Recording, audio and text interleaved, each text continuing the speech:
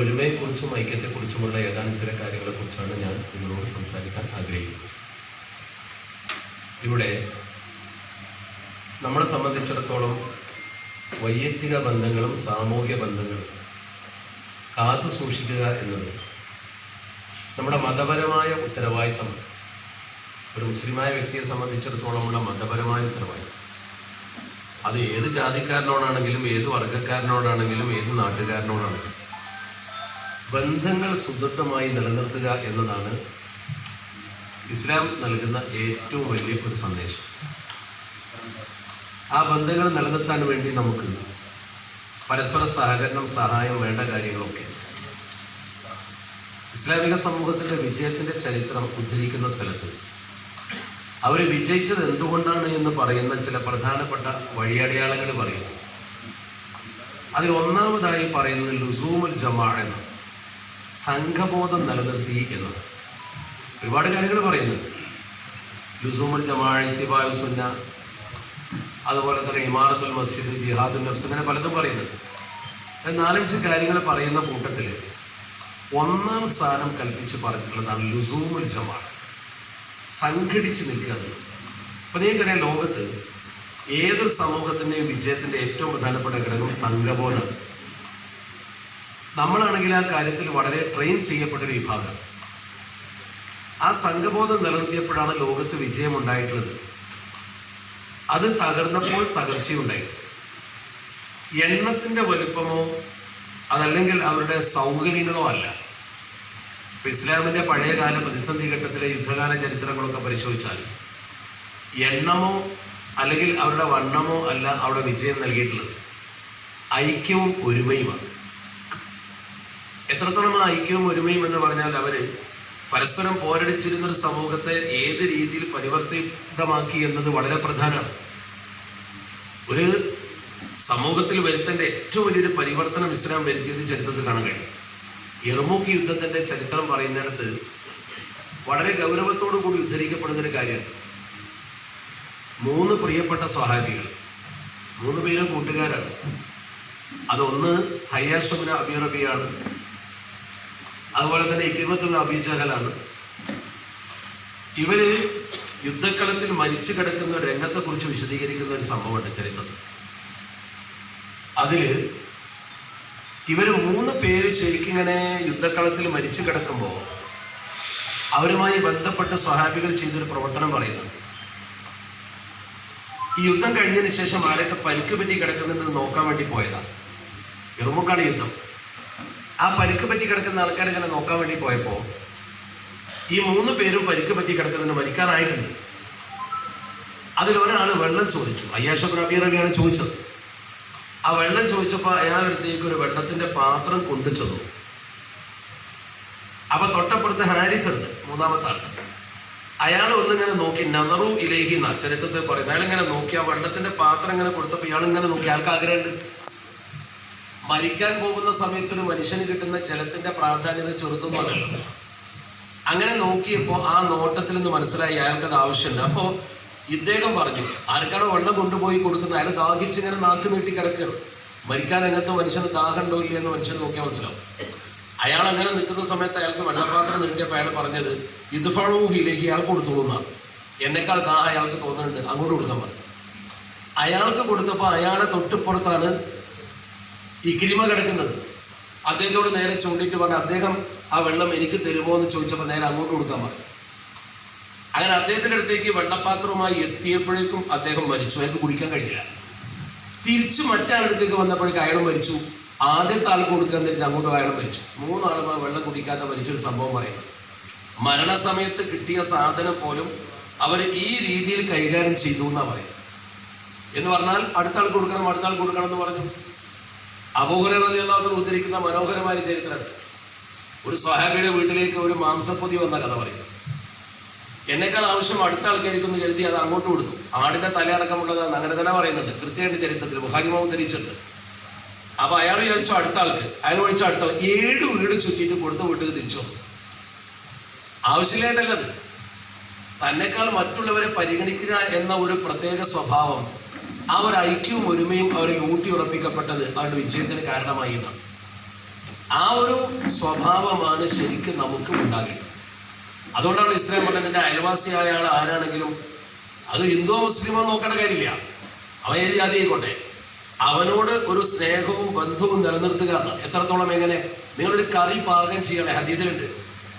അപ്പൊ സ്ത്രീകൾക്ക് മനസ്സിലാക്കേണ്ട കാര്യം, നമ്മളൊരു കറി പാകം ചെയ്യണം. അങ്ങനെ തന്നെ ഹദീസിൽ മറക്കത്തെന്ന കറി പാകം ചെയ്താൽ അത് നിന്റെ അയൽവാസിക്ക് കൂടി കൊടുക്കത്തക്ക വിധം അതിൽ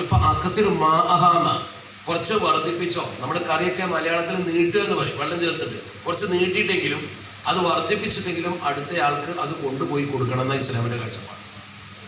അവിടെ ആ കൊടുക്കേണ്ട ആള് അല്ലെങ്കിൽ ആരാണോ ലഭിക്കേണ്ട ആള് അയാളെ ജാതി മതമൊന്നും നോക്കാൻ പറഞ്ഞിട്ടില്ല.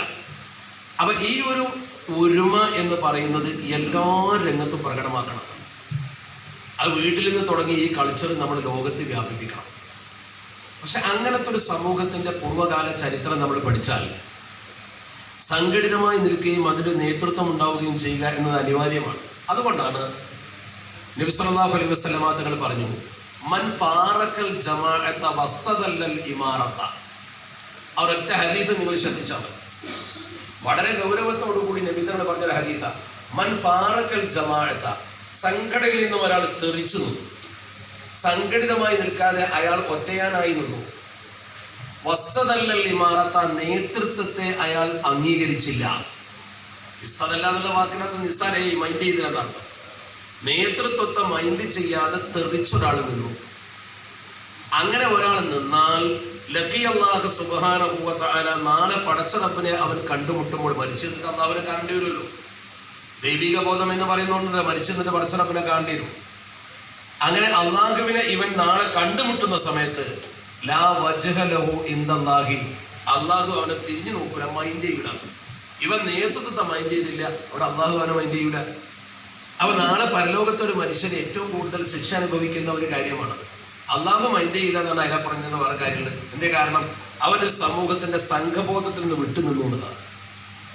സംഘബോധത്തോടെ നിൽക്കുക എന്നത് വളരെ പ്രധാനപ്പെട്ട ഒരു കാര്യമാണ്. നമ്മുടെ ആളുകൾക്കൊക്കെ നമ്മൾ പറഞ്ഞു കൊടുക്കേണ്ട പ്രധാനപ്പെട്ട ഒരു കാര്യമാണ്. എന്തിനാണ് ഇപ്പം നമ്മുടെ ഈ പള്ളിയിൽ ജമാഅത്തായിട്ട് നിസ്കരിക്കുന്നത്? അതിന് ഉത്തരം പറയുന്നുണ്ട്. ജമാഅത്തായിട്ട് നിർവഹിക്കുന്നതിൻ്റെ പ്രാധാന്യത സത്യത്തിൽ ഒരു പക്ഷെ നമ്മുടെ വീട്ടിലൊരു റൂം ഉണ്ടാക്കിയിട്ട് ആ റൂമിൽ നമുക്കൊരു മുസല്ലയൊക്കെ വെച്ചിട്ട് നമ്മൾ അവിടുന്ന് നിസ്കരിച്ചാൽ പള്ളിയിൽ പോയി നിസ്കരിക്കുന്നതിനേക്കാൾ ചിലപ്പോൾ നമുക്കൊരു ഭക്തി കിട്ടും. കാരണം ആരുമില്ല, നമ്മൾ ഒറ്റക്ക് നിസ്കരിക്കുന്നത്. ഒറ്റക്ക് നിസ്കരിച്ചാൽ ചിലപ്പോൾ ഭക്തി കൂടണമല്ലോ. ആളുകൾ കാണാൻ വേണ്ടിയിട്ട് നമ്മൾ പ്രകടനപരത കാണിച്ച് നിസ്കരിച്ചിട്ട് കാര്യമില്ല. പള്ളിയിൽ പോയി നിസ്കരിക്കുമ്പോൾ ഒറ്റക്കാണെങ്കിലും ആൾക്കാർ കാണുമ്പോൾ ഒന്ന് ശ്രദ്ധിച്ച് നിസ്കരിക്കുക, ഒറ്റക്ക് നിസ്കരിക്കുമ്പോൾ അങ്ങനെയല്ല. നമ്മുടെ റൂമിൽ ഒറ്റക്ക് ഏതാനും നിസ്കരിക്കാൻ ആരും കാണാനില്ല. അപ്പൊ നമ്മുടെ ഭക്തിയോടെ നിസ്കരിക്കുന്നുവെങ്കിൽ അതിന് കൂലി കൂടുതൽ കിട്ടൂലേ? നീ പള്ളിയിൽ പോയ കൂലി കിട്ടണോ? അതും നമുക്ക് നടക്കുമല്ലോ. പള്ളിയിൽ പോയ കൂലി കിട്ടാൻ നമ്മുടെ റൂമിൽ ഒരു മുസല്ല വഖഫ് ചെയ്ത് അത് വെക്കേണ്ട ഒരു രീതിയുണ്ട്.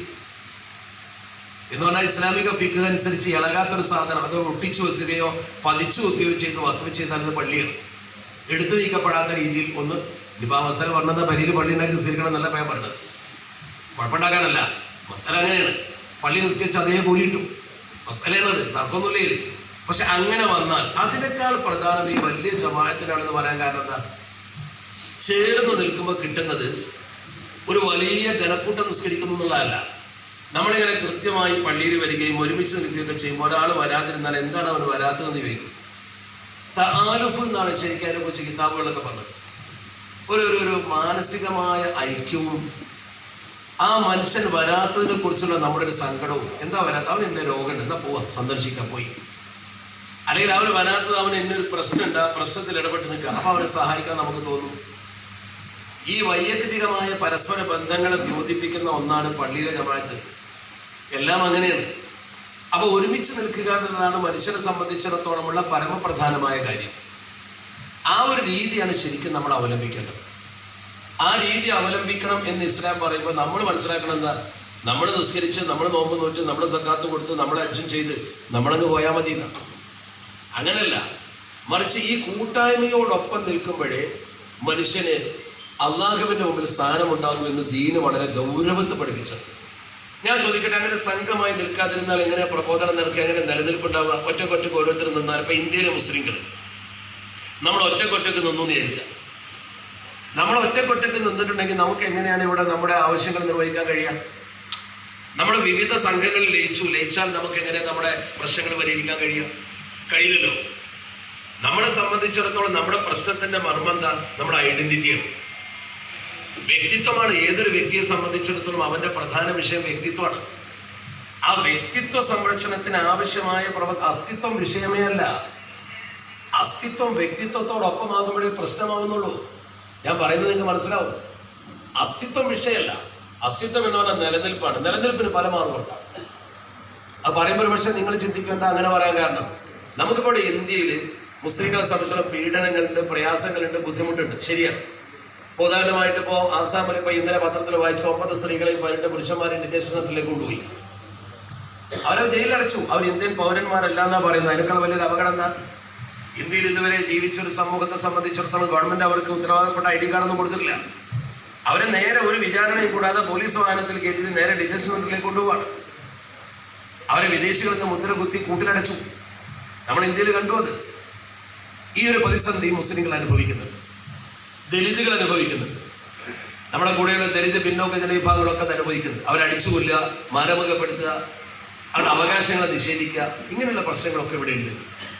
ഈ ഒരു പ്രശ്നങ്ങളൊക്കെ നമ്മൾ കാണുമ്പോൾ ഇതിനൊക്കെ മറികടക്കാൻ നമുക്ക് പല മാർഗങ്ങളുണ്ട്. പ്രതിസന്ധികളെ മറികടക്കാനും അസ്തിത്വം നിലനിർത്താനും പല മാർഗങ്ങളുണ്ട്. പക്ഷെ വ്യക്തിത്വം നിലനിർത്താനുള്ള പ്രശ്നം, വ്യക്തിത്വത്തോടെയുള്ള അസ്തിത്വം നിലനിർത്തുക. അപ്പൊ അസ്തിത്വത്തിന്റെ കാര്യം പറയാം. നമ്മളിപ്പോൾ ബുദ്ധിമുട്ടില്ലാന്ന് വിചാരിക്കുക. നമുക്ക് നാളെ വേണമെങ്കിൽ നമ്മളെ ബുദ്ധിമുട്ട് തീർക്കാം. എങ്ങനെ തീർക്കാം? ഇപ്പൊ നോർത്ത് ഇന്ത്യയിലെ മുസ്ലിങ്ങൾ അനുഭവിക്കുന്ന ബുദ്ധിമുട്ടൊക്കെ വേണമെങ്കിൽ തീർക്കുക. എന്ത് ചെയ്താൽ മതി? നിലവിലുള്ള ഭരണ സംവിധാനത്തോട് നമ്മൾ താതാത്മ്യം പ്രാപിച്ചാൽ മതി. പച്ച മലയാളത്തിൽ പറഞ്ഞാൽ നമ്മളെല്ലാവരും കൂടിയാണ് BJP ആയ ഒരു പ്രശ്നമൊക്കെ ഉണ്ടാവില്ല. അവിടെ ഒരു പ്രശ്നം ഉണ്ടാവില്ല. നമ്മളൊക്കെ BJPയിലാണ് ചേരുക. BJPയിൽ മെമ്പർഷിപ്പ് എടുത്ത് BJP ഗവൺമെന്റിനെ ശക്തിപ്പെടുത്താൻ നമ്മൾ മുന്നോട്ട് വന്നാൽ തൽക്കാലം നമുക്ക് പ്രശ്നമൊന്നും ഉണ്ടാവില്ല. പക്ഷെ എന്താ പ്രശ്നം? നമ്മുടെ ഐഡന്റിറ്റി പോകും. അപ്പൊ വ്യക്തിത്വം കളഞ്ഞ് അസ്തിത്വം നിലനിർത്തലല്ല നമ്മുടെ ലക്ഷ്യം. അസ്തിത്വത്തോടൊപ്പം വ്യക്തിത്വവും നിലനിൽക്കണം. ഹാണറബിൾ എക്സിസ്റ്റൻസ് എന്ന് പറയുന്ന അതാണ് വേണ്ടത്. നമ്മുടെ മതവും നമ്മുടെ ആചാരം, ഒരു ഹിന്ദു ആണെങ്കിൽ അവന്റെ ആചാരം, അവന്റെ വിശ്വാസം, അവന്റെ മതപരമായ അനുഷ്ഠാന കർമ്മങ്ങൾ, അതനുസരിച്ച് അവർക്ക് പോകാൻ കഴിയണം. മുസ്ലിം ആണെങ്കിൽ മുസ്ലിമിന് അവന്റെ മതാനുസാരം ജീവിക്കാൻ കഴിയണം. അതിന് ഇന്ത്യൻ ഭരണഘടന അനുമതി കൊടുത്തിട്ടുണ്ടല്ലോ. ആ രീതിയിൽ അസ്തിത്വവും വ്യക്തിത്വവും സംരക്ഷിക്കണമെങ്കിൽ നമ്മൾ അതിനു വേണ്ടി സംഘടിച്ചു നിൽക്കേണ്ടി വരും എന്ന് ഇന്ന് വരെയുള്ള ഇന്ത്യയുടെ ചരിത്രം നമുക്ക് പഠിപ്പിച്ചത്. അപ്പോഴാണ് നമ്മുടെ കൂട്ടത്തിൽപ്പെട്ട ചില ആളുകൾ പറയുന്നത്, നമ്മൾ എന്തിനാ അങ്ങനെ സംഘടിക്കേണ്ട ആവശ്യം? നമ്മളെ സംബന്ധിച്ചിടത്തോളം നമ്മൾ വേറെ ഏതെങ്കിലും രാഷ്ട്രീയ പാർട്ടിയിൽ ലയിച്ചു ചേരുകയോ അതല്ലെങ്കിൽ നമ്മൾ രാഷ്ട്രീയ പ്രവർത്തനം തന്നെ നടത്തേണ്ട കാര്യമില്ലല്ലോ. ശുദ്ധരായ ചില നല്ല മനുഷ്യർ നമ്മളോട് പറയാറുണ്ട്, നമ്മൾ എന്തിനാ ഈ രാഷ്ട്രീയ പ്രവർത്തനത്തിന് പോകുന്നത്? നമുക്ക് നിസ്കരിച്ച് നോമ്പ് നോക്കി ഇസ്ലാമിക കർമ്മങ്ങളൊക്കെ നിർവഹിച്ച് അള്ളാഹുവിനോട് പ്രാർത്ഥിച്ച് നമുക്കൊരു ഭാഗത്ത് നിന്നാൽ പോരെ എന്ന് ചിന്തിക്കുന്ന ധാരാളം ആളുകളുണ്ട്. അങ്ങനെ പറയുന്നവരുണ്ട്. നമ്മുടെ കൂട്ടത്തിൽ അങ്ങനെ ധരിച്ചു വശായ ആൾക്കാരുണ്ട്. അവർ പറയുന്നത് എന്താണ്? നമ്മൾ എന്തിനാ രാഷ്ട്രീയത്തിൽ ഇടപെടുന്നതെന്ന്, നമ്മൾ മതവിശ്വാസികൾ എന്തിനാണ് രാഷ്ട്രീയത്തിൽ ഇടപെടുന്നതെന്ന്. ഇതാണ് അവരുടെ ചോദ്യം. മതം രാഷ്ട്രീയത്തിൽ ഇടപെടുന്നു എന്നുള്ള ഒരു ആരോപണം ശത്രുക്കൾ ഉന്നയിക്കുന്നത് പോലെ തന്നെ നമ്മളും ഏറ്റുപിടിച്ച് നമ്മൾ എന്തിനാ രാഷ്ട്രീയത്തിൽ ഇടപെടാൻ പോകുന്നു എന്ന് പറയും. അതുകൊണ്ട് നമുക്ക് രാഷ്ട്രീയം വേണ്ട, നമ്മൾ മതപരമായ മേഖലയിൽ ഒതുങ്ങി നിൽക്കാം എന്ന് ചിന്തിക്കുന്ന നമ്മുടെ സമൂഹത്തിലെ ഒരു വിഭാഗമുണ്ട്. സത്യത്തിൽ ആ വിഭാഗത്തിന്റെ പ്രവർത്തനം 100% അബദ്ധമല്ലേ? ചിന്തിച്ചു നോക്ക് നിങ്ങൾ. കാരണം മതം രാഷ്ട്രീയത്തിൽ ഇടപെടാൻ പോകുന്നതിന് മുമ്പ് രാഷ്ട്രീയം മതത്തിലേക്ക് കയറി വരികയാണ്. രാഷ്ട്രീയം മതത്തിലേക്ക് കയറി വരില്ലേ? ഇപ്പൊ ഏറ്റവും പുതിയ ഉദാഹരണം നോക്ക് നിങ്ങൾ. ഏറ്റവും പുതിയ ഉദാഹരണം, ഇന്ത്യൻ പാർലമെന്റിൽ വഖഫ് സ്വത്ത് അന്യാധീനപ്പെടത്തക്ക വിധത്തിലുള്ള ഒരു പുതിയ നിയമം കൊണ്ടുവന്നു. ഈ നിയമം ഇന്ത്യയിൽ പാസ്സായി കഴിഞ്ഞാൽ സംഭവിക്കാൻ പോകുന്ന എന്താ? ഇപ്പൊ കിരൺ റിജ്ജു അവതരിപ്പിച്ച ഈ വഖഫ് ബില്ല് JPCക്ക് വിട്ടു. ശക്തമായ എതിർപ്പിനെ തുടർന്ന് BJP ഗവൺമെന്റ് ആദ്യമായി പാർലമെന്റിൽ അവതരിപ്പിച്ച ഒരു ബില്ല് JPCക്ക്, ജോയിന്റ് പാർലമെന്ററി കമ്മിറ്റിക്ക് ആദ്യമായിട്ട് വിടുകയാണ്. ഇങ്ങനെ സംഭവം തന്നെ ഉണ്ടായിട്ടില്ല ഇവർ ഭരിച്ചിട്ട്. ഇത് JPCക്ക് വിടാൻ കാരണം പ്രതിഷേധത്തിന്റെ ഗൗരവവും അതുപോലെ തന്നെ തെരഞ്ഞെടുപ്പിൽ അവർക്ക് ഏറ്റ ചെറിയൊരു മന്ദഗതിയാണ്.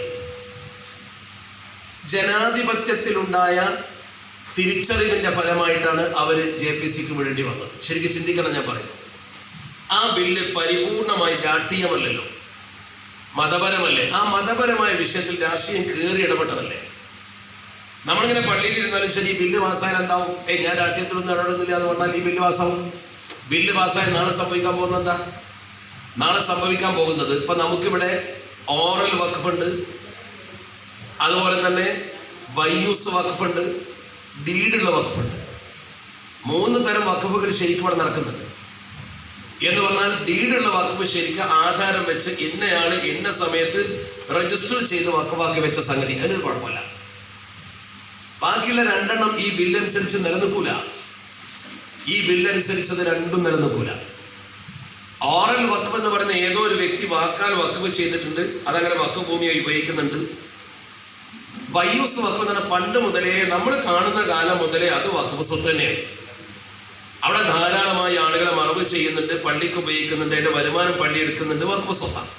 അതിൽ തെങ്ങോ മറ്റുണ്ടെങ്കിൽ തേങ്ങറ്റ വഖഫ് ഉപയോഗിക്കുന്നുണ്ട്.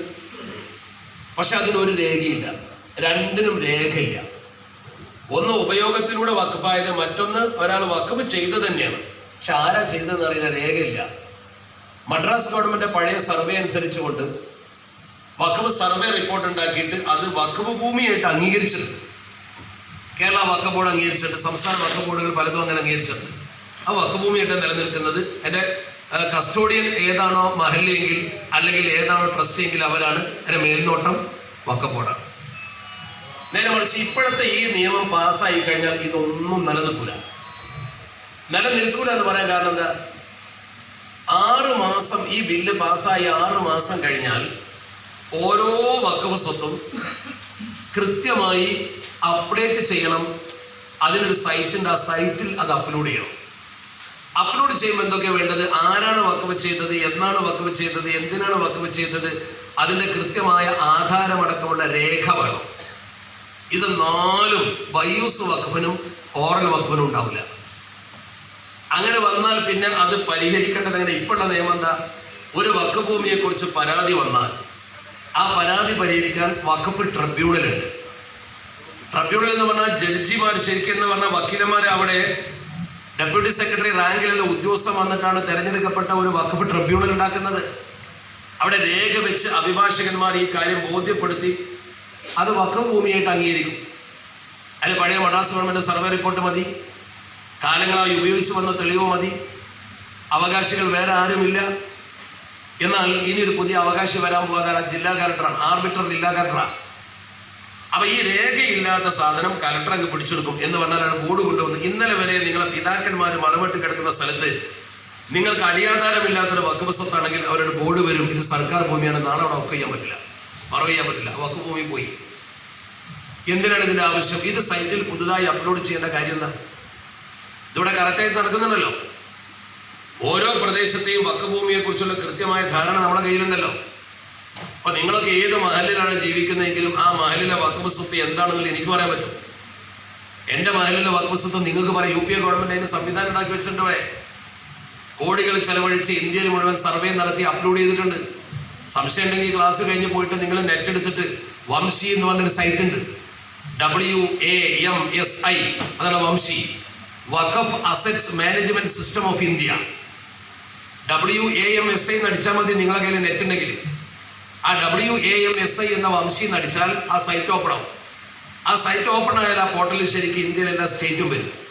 ആ സ്റ്റേറ്റിൽ നിന്ന് കേരള നിങ്ങൾ ക്ലിക്ക് ചെയ്താൽ മതി. കേരള ക്ലിക്ക് ചെയ്താൽ മലപ്പുറം ജില്ല വരും, ജില്ല ക്ലിക്ക് ചെയ്താൽ മതി. ജില്ല ക്ലിക്ക് ചെയ്താൽ നിങ്ങളെ താലൂക്ക് വരും, താലൂക്ക് കഴിഞ്ഞാൽ നിങ്ങളെ പിന്നെ വില്ലേജ് വരും. ആ വില്ലേജ് ക്ലിക്ക് ചെയ്താൽ നിങ്ങളെ മഹൽ അതിലുണ്ടാവും. അത് അതിനുള്ളതാണ്. ആ മഹലിൻ്റെ ക്ലിക്ക് കൊടുത്താൽ നിങ്ങളെ പള്ളിക്ക് എത്ര വഖഫ് സ്വത്തുണ്ട്, അതിൻ്റെ രേഖ എവിടെയാണ്, അതിൻ്റെ ആധാരത്തിൻ്റെ കോപ്പി, വഖഫിൻ്റെ നമ്പർ, ആര് വഖഫ് ചെയ്തു, എത്ര വിസ്താരമുണ്ട്, കൃത്യമായിട്ട് അതിലുണ്ടാവും. നിങ്ങൾക്ക് വല്ല വാടക കിട്ടുന്ന വഖഫ് കെട്ടിടങ്ങളിൽ ആ കെട്ടിടത്തിൻ്റെ ഫോട്ടോ വരെ അപ്ലോഡ് ചെയ്തിട്ടുണ്ട്. ഇപ്പം നോക്കിയാൽ നിങ്ങൾക്ക് കിട്ടും. ഇത്ര കൃത്യമാണ് UP ഗവൺമെന്റ് ചെയ്ത് വെച്ചാൽ. അത്ര കൃത്യമായിട്ട് സംവിധാനം ഇവിടെ ഉള്ളപ്പോൾ പിന്നെ അതിൻ്റെ മേലെ ഇതെന്തിനാണ് കൊണ്ടുവരുന്നത്? അപ്പം നന്നാക്കാനല്ല എന്ന് ഉറപ്പാണ്. ഞാൻ പറഞ്ഞു വന്നത് വഖഫ് ഭൂമി കയ്യേറാനുള്ള ഏർപ്പാടായിരുന്നു. ആ കയ്യേറാനുള്ള ഏർപ്പാടിൽ അവർ ചെയ്തു വെച്ച പ്രവർത്തനം എന്താ? ഒന്ന്, ചീഫ് എക്സിക്യൂട്ടീവ് ഓഫീസറുടെ അധികാരം ഇല്ലാതാക്കി. ഒന്ന് വായിച്ചു നോക്കാൻ നെറ്റിലുണ്ട് സാധനം. ബില്ലൊന്ന് വായിക്കണം, നമ്മൾ വായിക്കൂല, നമ്മൾ പഠിക്കൂല, നമ്മളൊന്നും ചെയ്യൂല. സമയത്ത് ചെയ്യേണ്ട ഒരു പണി നമ്മൾ ചെയ്യൂല.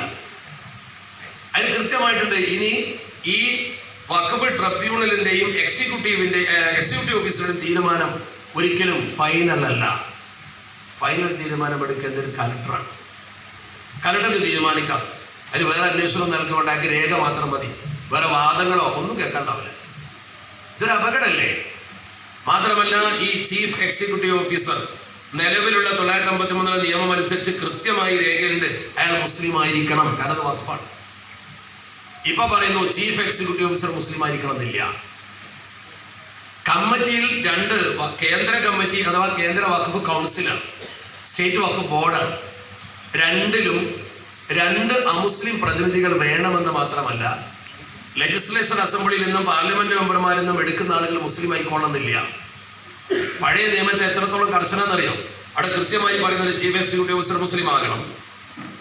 തെരഞ്ഞെടുക്കപ്പെട്ട മെമ്പർമാർ പാർലമെന്റിൽ നിന്ന് വരുന്നവരാണെങ്കിലും ലെജിസ്ലേച്ചർ അസംബ്ലിയിൽ നിന്ന് വരുന്നവരാണെങ്കിലും മുസ്ലിം ആകണം. ബാർ കൗൺസിലിൽ നിന്ന് വരുന്ന ആൾ മുസ്ലിം ആകണം. അവിടെ ഒരു കാര്യം കൂടി ക്ലോസ് ചെയ്തിട്ടുണ്ട്. ബാർ കൗൺസിലിൽ നിന്ന് വരുന്ന ആളെ ക്ലോസ് ഒന്ന് വായിച്ചോക്ക്. അഥവാ ഒരു മുസ്ലിം ആ ബാർ കൗൺസിൽ മെമ്പറായി ഇല്ല എങ്കിൽ ആ സംസ്ഥാനത്തിന്റെ ഏതെങ്കിലും ഒരു ഭാഗത്ത് ഒരു മുസ്ലിം വക്കീലിനെ അതിൽ മെമ്പറാക്കണം. അങ്ങനെ തന്നെ ഉണ്ട്. ഹി ഷുഡ് ബി മുസ്ലിം. അത് എവിടുന്ന് കൊണ്ടുവന്നാലും വേണ്ടില്ല. അത്ര കറക്റ്റ് നിയമം ഉണ്ടാക്കി വെച്ചിട്ട് അതിന്റെ പുറത്ത് ഈ നിയമം ഉണ്ടാക്കേണ്ട ആവശ്യമില്ല.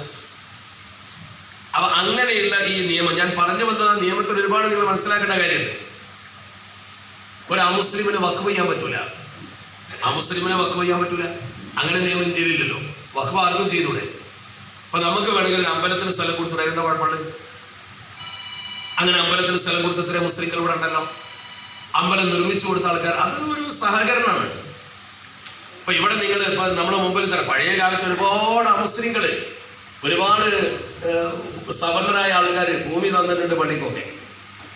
അവര് തന്നതാണ്, അത് വഖഫായി. അവർക്ക് വഖഫ് വെക്കേണ്ട ആവശ്യമില്ല, അവർ തന്നുകൊണ്ട് വഖഫാക്കി. അതാണ് ശരിക്കും ഓറൽ വഖഫ്. അവർക്ക് ശരിക്കും ഇസ്ലാമികമായ വഖഫിന്റെ നിയമം അറിഞ്ഞ് വഖഫ് ചെയ്തല്ലോ. ഇപ്പൊ നിങ്ങൾ ഇവിടെ നിന്ന് പോകുമ്പോൾ കോട്ടക്കൽ നിന്ന് പോയാൽ കോഴിക്കോട്ടേക്ക് പോകുന്ന NH റോഡിൽ വെന്നിയൂർ എന്ന് പറഞ്ഞ സ്ഥലമുണ്ട്. അവിടെ നാസർ ഉലൂം എന്ന് പറഞ്ഞ മദ്രസയുണ്ട്. ആ മദ്രസയുടെ സ്വത്ത് കംപ്ലീറ്റ് വഖഫ് ചെയ്ത് കപ്രാട്ട പഠിക്കന്മാരാണ്.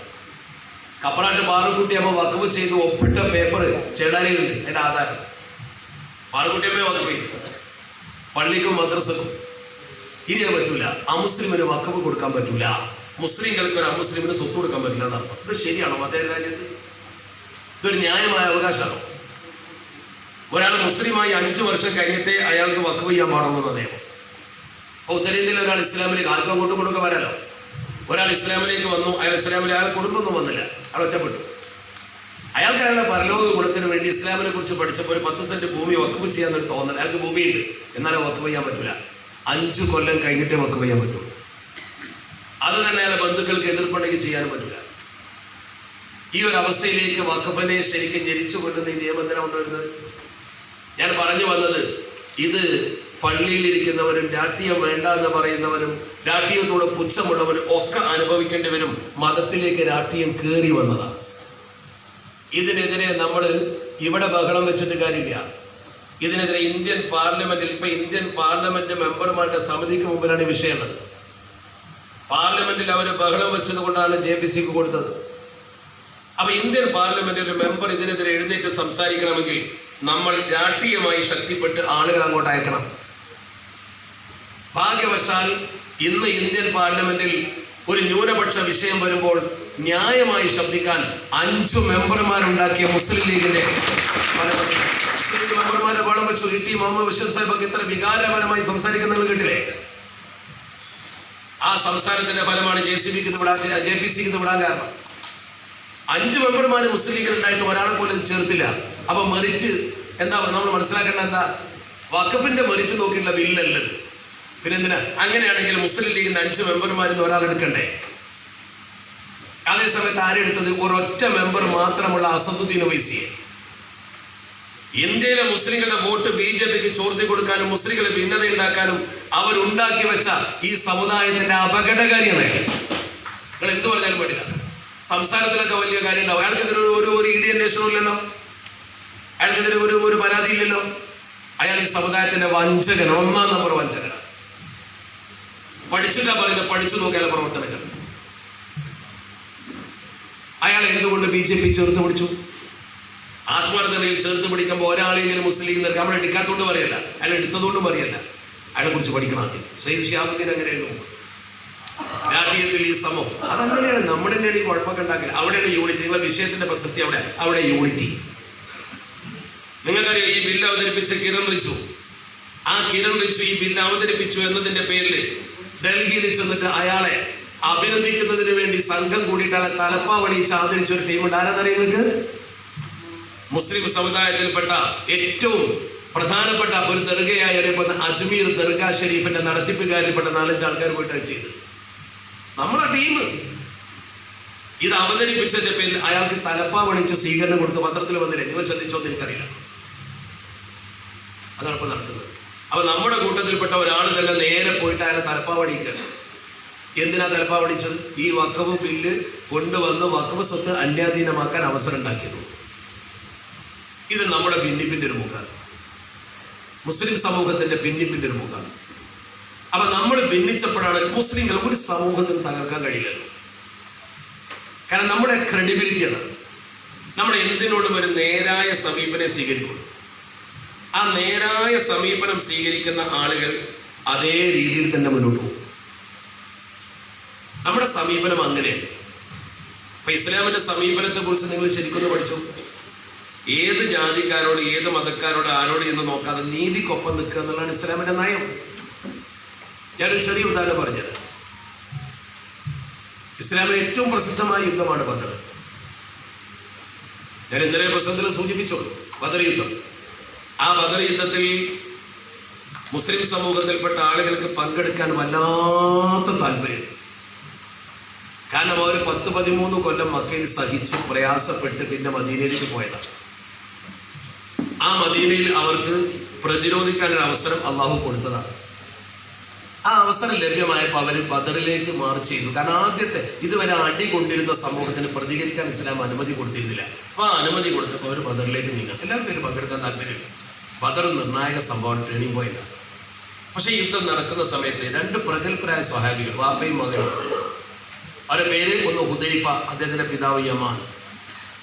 ഹുദൈഫ, യമാൻ, ഒന്ന് ബാപ്പയും ഒന്ന് മകനും. ഇവർ 2 പേരും മക്കയിലാണ്. അത് അത്യാവശ്യത്തിന് വന്നത്, മദീനയിലല്ല. പ്രവാചകർ യുദ്ധത്തിന് പുറപ്പെട്ടിരിക്കുന്നു. കാരണം ഈ ബദർ എന്ന് പറയുന്നത് ഒരു ആസൂത്രിത യുദ്ധമല്ലല്ലോ. ശത്രുക്കൾ ആസൂത്രണം ചെയ്തിരുന്നു. മുസ്ലിങ്ങൾക്ക് ആ കച്ചവട സംഘത്തിന്റെ ആ യാത്ര തടയണമെന്ന് മാത്രമേ ഉള്ളായിരുന്നു. കാരണം അവർ ആ പണം ഉപയോഗിച്ചുകൊണ്ട് മുസ്ലിങ്ങളെ മദീനയിൽ പോയി നശിപ്പിക്കാൻ തീരുമാനിച്ചു എന്നുള്ള വിവരം അറിഞ്ഞപ്പോൾ മുസ്ലിങ്ങൾ മക്കയിൽ ഇട്ടേച്ചു വന്ന സ്വത്ത് കൊള്ള ചെയ്തിട്ടാണ് ഇവർ ഈ കച്ചവടത്തിന് വരുന്നത്. അപ്പം അത് തടയാനുള്ള ലക്ഷ്യമുള്ളായിരുന്നു, വേറെ യുദ്ധമൊന്നും ഉദ്ദേശിച്ചില്ല. അങ്ങനെയാണ് അത് ആരംഭിക്കുന്നത്. ആയിരിക്കട്ടെ, പശ്ചാത്തലം പോട്ടെ, ഈ വിഷയത്തിലേക്ക് വരാം. അങ്ങനെ ഈ ഹുദൈഫ റളിയല്ലാഹു തആല യമാൻ റളിയല്ലാഹു തആല മക്കത്ത് കുടുങ്ങി. അപ്പൊ ഇവർ യുദ്ധവൃത്താന്തം കേട്ടപ്പോൾ വേഗം മദീനയിലേക്ക് പോവാണ്. അവർ അതിവേഗം മദീനയിലേക്ക് പുറപ്പെട്ടപ്പോൾ ശത്രുക്കൾ ഇവരെ തടഞ്ഞു. തടഞ്ഞിട്ട് അവരോട് പറഞ്ഞു പോകാൻ പറ്റില്ല. നിങ്ങൾ പോകാൻ പാടില്ല എന്ന് പറഞ്ഞപ്പോൾ എന്താ നിങ്ങൾ അങ്ങനെ പറയാൻ കാരണം എന്ന് ചോദിച്ചു. നിങ്ങൾ പോകുന്നത് മുഹമ്മദ് നബിയെ യുദ്ധത്തിൽ സഹായിക്കാനും ഞങ്ങൾക്കെതിരെ യുദ്ധം ചെയ്യാനും അല്ലേ? അതിന് നിങ്ങളെ വിടൂല, യുദ്ധം കഴിഞ്ഞിട്ട് വിടാം. ഇനി അതല്ല, നിങ്ങൾ ഞങ്ങൾക്ക് വാക്ക് തരികയാണെങ്കിൽ, സത്യസന്ധമായി വാക്ക് തരികയാണെങ്കിൽ, നിങ്ങൾ ആ യുദ്ധത്തിൽ പങ്കെടുക്കില്ല എന്ന് ഉറപ്പ് പറയുകയാണെങ്കിൽ നിങ്ങളെ വിടാമെന്നോ. അപ്പൊ ഇവർക്ക് മദീനയിൽ എങ്ങനെയും എത്താം. ഇത് കുറേശ്ശികളായ ശത്രുക്കളാണ്. പ്രവാചകരുടെ അടുത്തേക്കാണ് പോകുന്നത്. നബി തങ്ങൾ എന്തെങ്കിലും വഴി ഉണ്ടാക്കി തരും. തൽക്കാലം ഞങ്ങൾ യുദ്ധത്തിൽ പങ്കെടുക്കില്ല എന്ന് പറഞ്ഞാൽ രക്ഷപ്പെടുമല്ലോ. അവരങ്ങനെ പറഞ്ഞുപോയി. ഞങ്ങൾ ഈ യുദ്ധത്തിൽ പങ്കെടുക്കുന്നില്ല, നിങ്ങൾ പറഞ്ഞ പോലെ ഞങ്ങൾ നിൽക്കാം, അവിടെ ഞങ്ങളെ വിടണമെന്ന് പറഞ്ഞു. സത്യം ചെയ്യുമെന്ന് വെച്ചു. സത്യം ചെയ്യുന്നു. സത്യം ചെയ്ത് വിട്ട് നേരെ ഇവർ 2 പേരും ബാപ്പയും മകനും നേരെ മദീനയിൽ യുദ്ധം നടക്കുന്ന സ്ഥലത്തെത്തി നബി തങ്ങളെ കണ്ട് സന്ധിച്ചു. നിങ്ങൾ എവിടെയായിരുന്നു ചോദിച്ചു. ഞങ്ങളിങ്ങനെ പുറത്തായിരുന്നു, ഇങ്ങനെയൊക്കെ സംഭവിച്ചു. ഞങ്ങൾ അവർക്കൊരു വാക്കും കൊടുത്തു, ഞങ്ങളിപ്പോൾ യുദ്ധത്തിന് വന്നതാന്ന് പറഞ്ഞു. നബി തങ്ങൾ അവരോട് തിരിച്ചു ചോദിച്ചു, നിങ്ങൾ അവരോട് ഈ യുദ്ധത്തിൽ പങ്കെടുക്കുകയില്ല എന്ന് സത്യം ചെയ്തിട്ടുണ്ടോ എന്ന് ചോദിച്ചു. ഉണ്ട് എന്ന് പറഞ്ഞു. അപ്പൊ അവരോട് നബി തങ്ങൾ പറഞ്ഞു, ഇനി എന്താ നിങ്ങൾ ഉദ്ദേശിക്കുന്നതെന്ന് ചോദിച്ചു. ഞങ്ങൾ യുദ്ധത്തിന് ഇറങ്ങിയിട്ട് നിങ്ങളെ കൂടെ യുദ്ധം ചെയ്യാനാണ്. അതാ ശത്രുക്കൾ കൊടുത്ത വാക്കല്ലേ, അവർ കുറേശ്ശികളല്ലേ, അമുസ്ലിങ്ങളല്ലേ, അവിടെ ഞങ്ങൾ യുദ്ധം ചെയ്യാൻ റെഡിയാണെന്നോ. എന്താ ഇസ്ലാമിന്റെ പ്രതികരണം? അഷ്റഫുൽ ഖൽഖ് മുഹമ്മദ് മുസ്തഫ സ്വല്ലല്ലാഹു അലൈഹി വസല്ലം തങ്ങൾ പറഞ്ഞു, നിങ്ങൾ യുദ്ധത്തിൽ പങ്കെടുക്കാൻ പറ്റില്ല. നിങ്ങൾ അവർക്ക് വാക്ക് കൊടുത്തു പോയി. നഫീ ബിഅഹദിഹി, അവർക്ക് കൊടുത്ത വാക്ക് പാലിക്കൽ നിർബന്ധമാണ്. അത് അമുസ്ലിമാന്നുള്ള നോട്ടല്ലേ, ശത്രു എന്നുള്ള നോട്ടൊന്നുമില്ല. അവർക്ക് കൊടുത്ത വാക്ക് പാലിക്കണം. വനസ്തഈനു അലൈഹിം ബില്ലാഹി, നിങ്ങൾക്ക് ഈ യുദ്ധം വിജയിക്കാൻ അവർക്കെതിരെ അള്ളാഹുവിനോട് സഹായം തേടണം. യുദ്ധക്കളത്തിന്റെ പുറത്തുനിന്ന് പ്രാർത്ഥിച്ചോ പടക്കളത്തേക്ക് ഇറങ്ങണ്ട, നിങ്ങൾ സത്യം ചെയ്ത് പാലിക്കണം. ഇതൊരു ക്രെഡിബിലിറ്റിയാണ്. ഈ ശത്രുക്കൾ കൊടുത്ത വാക്ക് പാലിക്കണം എന്നാണ് നബി തങ്ങൾ പറയുന്നത്. അവിടെ ശരിക്കും 313 ആൾക്കാരേ ഉള്ളൂ, തൊട്ടപ്പുറത്തോ ആയിരങ്ങളുണ്ട്. ഒരു 2 ആളെ യുദ്ധത്തിന് കിട്ടിയാൽ വലിയ ഗുണമാണ്. 313 315 വലിയ മെച്ചല്ലേ. മാത്രമല്ല ഈ 2 ആൾക്കാർ മോശക്കാരല്ല, യുദ്ധതന്ത്രം അറിയുന്ന ആൾക്കാരാ, പ്രഗത്ഭരും ആരോഗ്യമുള്ള ആൾക്കാരുണ്ട്. അവിടെയല്ലേ മദീനയിൽ നിന്ന് ഓടി വന്നത്, മദീനയിലേക്ക്. അപ്പൊ അവരെ ഈ യുദ്ധക്കളത്തിൽ വെച്ചുകൊണ്ട് നബി തങ്ങൾ മാറ്റി നിർത്തി. അവരതിനുശേഷം എല്ലാ യുദ്ധത്തിലും പങ്കെടുത്തിട്ടുണ്ട്. ഖന്തക്കിൽ പങ്കെടുത്തിട്ടുണ്ട്, അവരെല്ലാ യുദ്ധത്തിലും പങ്കെടുത്തിട്ടുണ്ട്, ഉഹദിൽ പങ്കെടുത്തിട്ടുണ്ട്, ഒക്കെ പങ്കെടുത്തിട്ടുണ്ട്. പക്ഷേ ഈ യുദ്ധത്തിൽ നിന്ന് അവർ മാറി. എന്തേ കാരണം? അമുസ്ലിങ്ങൾക്ക് കൊടുത്ത വാക്ക് പാലിക്കണം, വാക്ക് പാലിക്കണം. അത് ഇസ്ലാമിന്റെ ക്രെഡിബിലിറ്റിയാണ്. അപ്പൊ ഈ ഒരു സ്വഭാവമുള്ള മുസ്ലിം സമൂഹം നമ്മുടെ ഇടയിൽ ഇത്തരം വാഗ്ദാന ലംഘനങ്ങളില്ലാതെ ശരിക്കുള്ള ഇസ്ലാമികമായ ബോധത്തോടു കൂടി ജീവിക്കുമ്പോൾ കിട്ടുന്ന ഒരു സംഘബോധമുണ്ട്. ആ സംഘബോധം നഷ്ടപ്പെട്ടപ്പോഴാണ് ചരിത്രത്തിലൊക്കെ നമുക്ക് വലിയ നാശം ഉണ്ടായത്.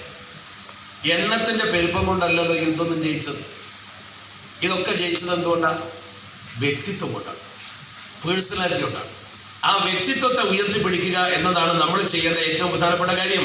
ഇപ്പൊ നിങ്ങൾ ചരിത്രത്തിൽ നോക്കും, വളരെ പ്രധാനമായിട്ട് ഇപ്പൊ പലസ്തീൻ, നിങ്ങൾ അറിയാതെ പലസ്തീൻ, നമ്മുടെ ഈ പലസ്തീൻ പ്രശ്നത്തെ എടുത്തുദ്ധരിക്കാറുണ്ട്. അവിടുത്തെ കുട്ടികൾ അനുഭവിക്കുന്ന വേദന നമ്മൾ പറയാറുണ്ട്. ഈ പലസ്തീനിലെ കുട്ടികൾ അനുഭവിക്കുന്ന കഷ്ടപ്പാട് ചെറുതൊന്നുമല്ല. റൊട്ടിക്ക് കയ്യും കാണിച്ച് നിൽക്കുന്ന ആൾക്കാരെയാണ് ബോംബിട്ടത്. റൊട്ടിക്ക് കയ്യും കാണിച്ച് നിൽക്കുന്ന ആൾക്കാർ. അങ്ങനെ ICUവിലൊക്കെ ബോംബിടുന്ന ഒരു രാജ്യത്തെ തമ്പാടിപ്പ് നിങ്ങൾ കേട്ടിട്ടുണ്ടാവും.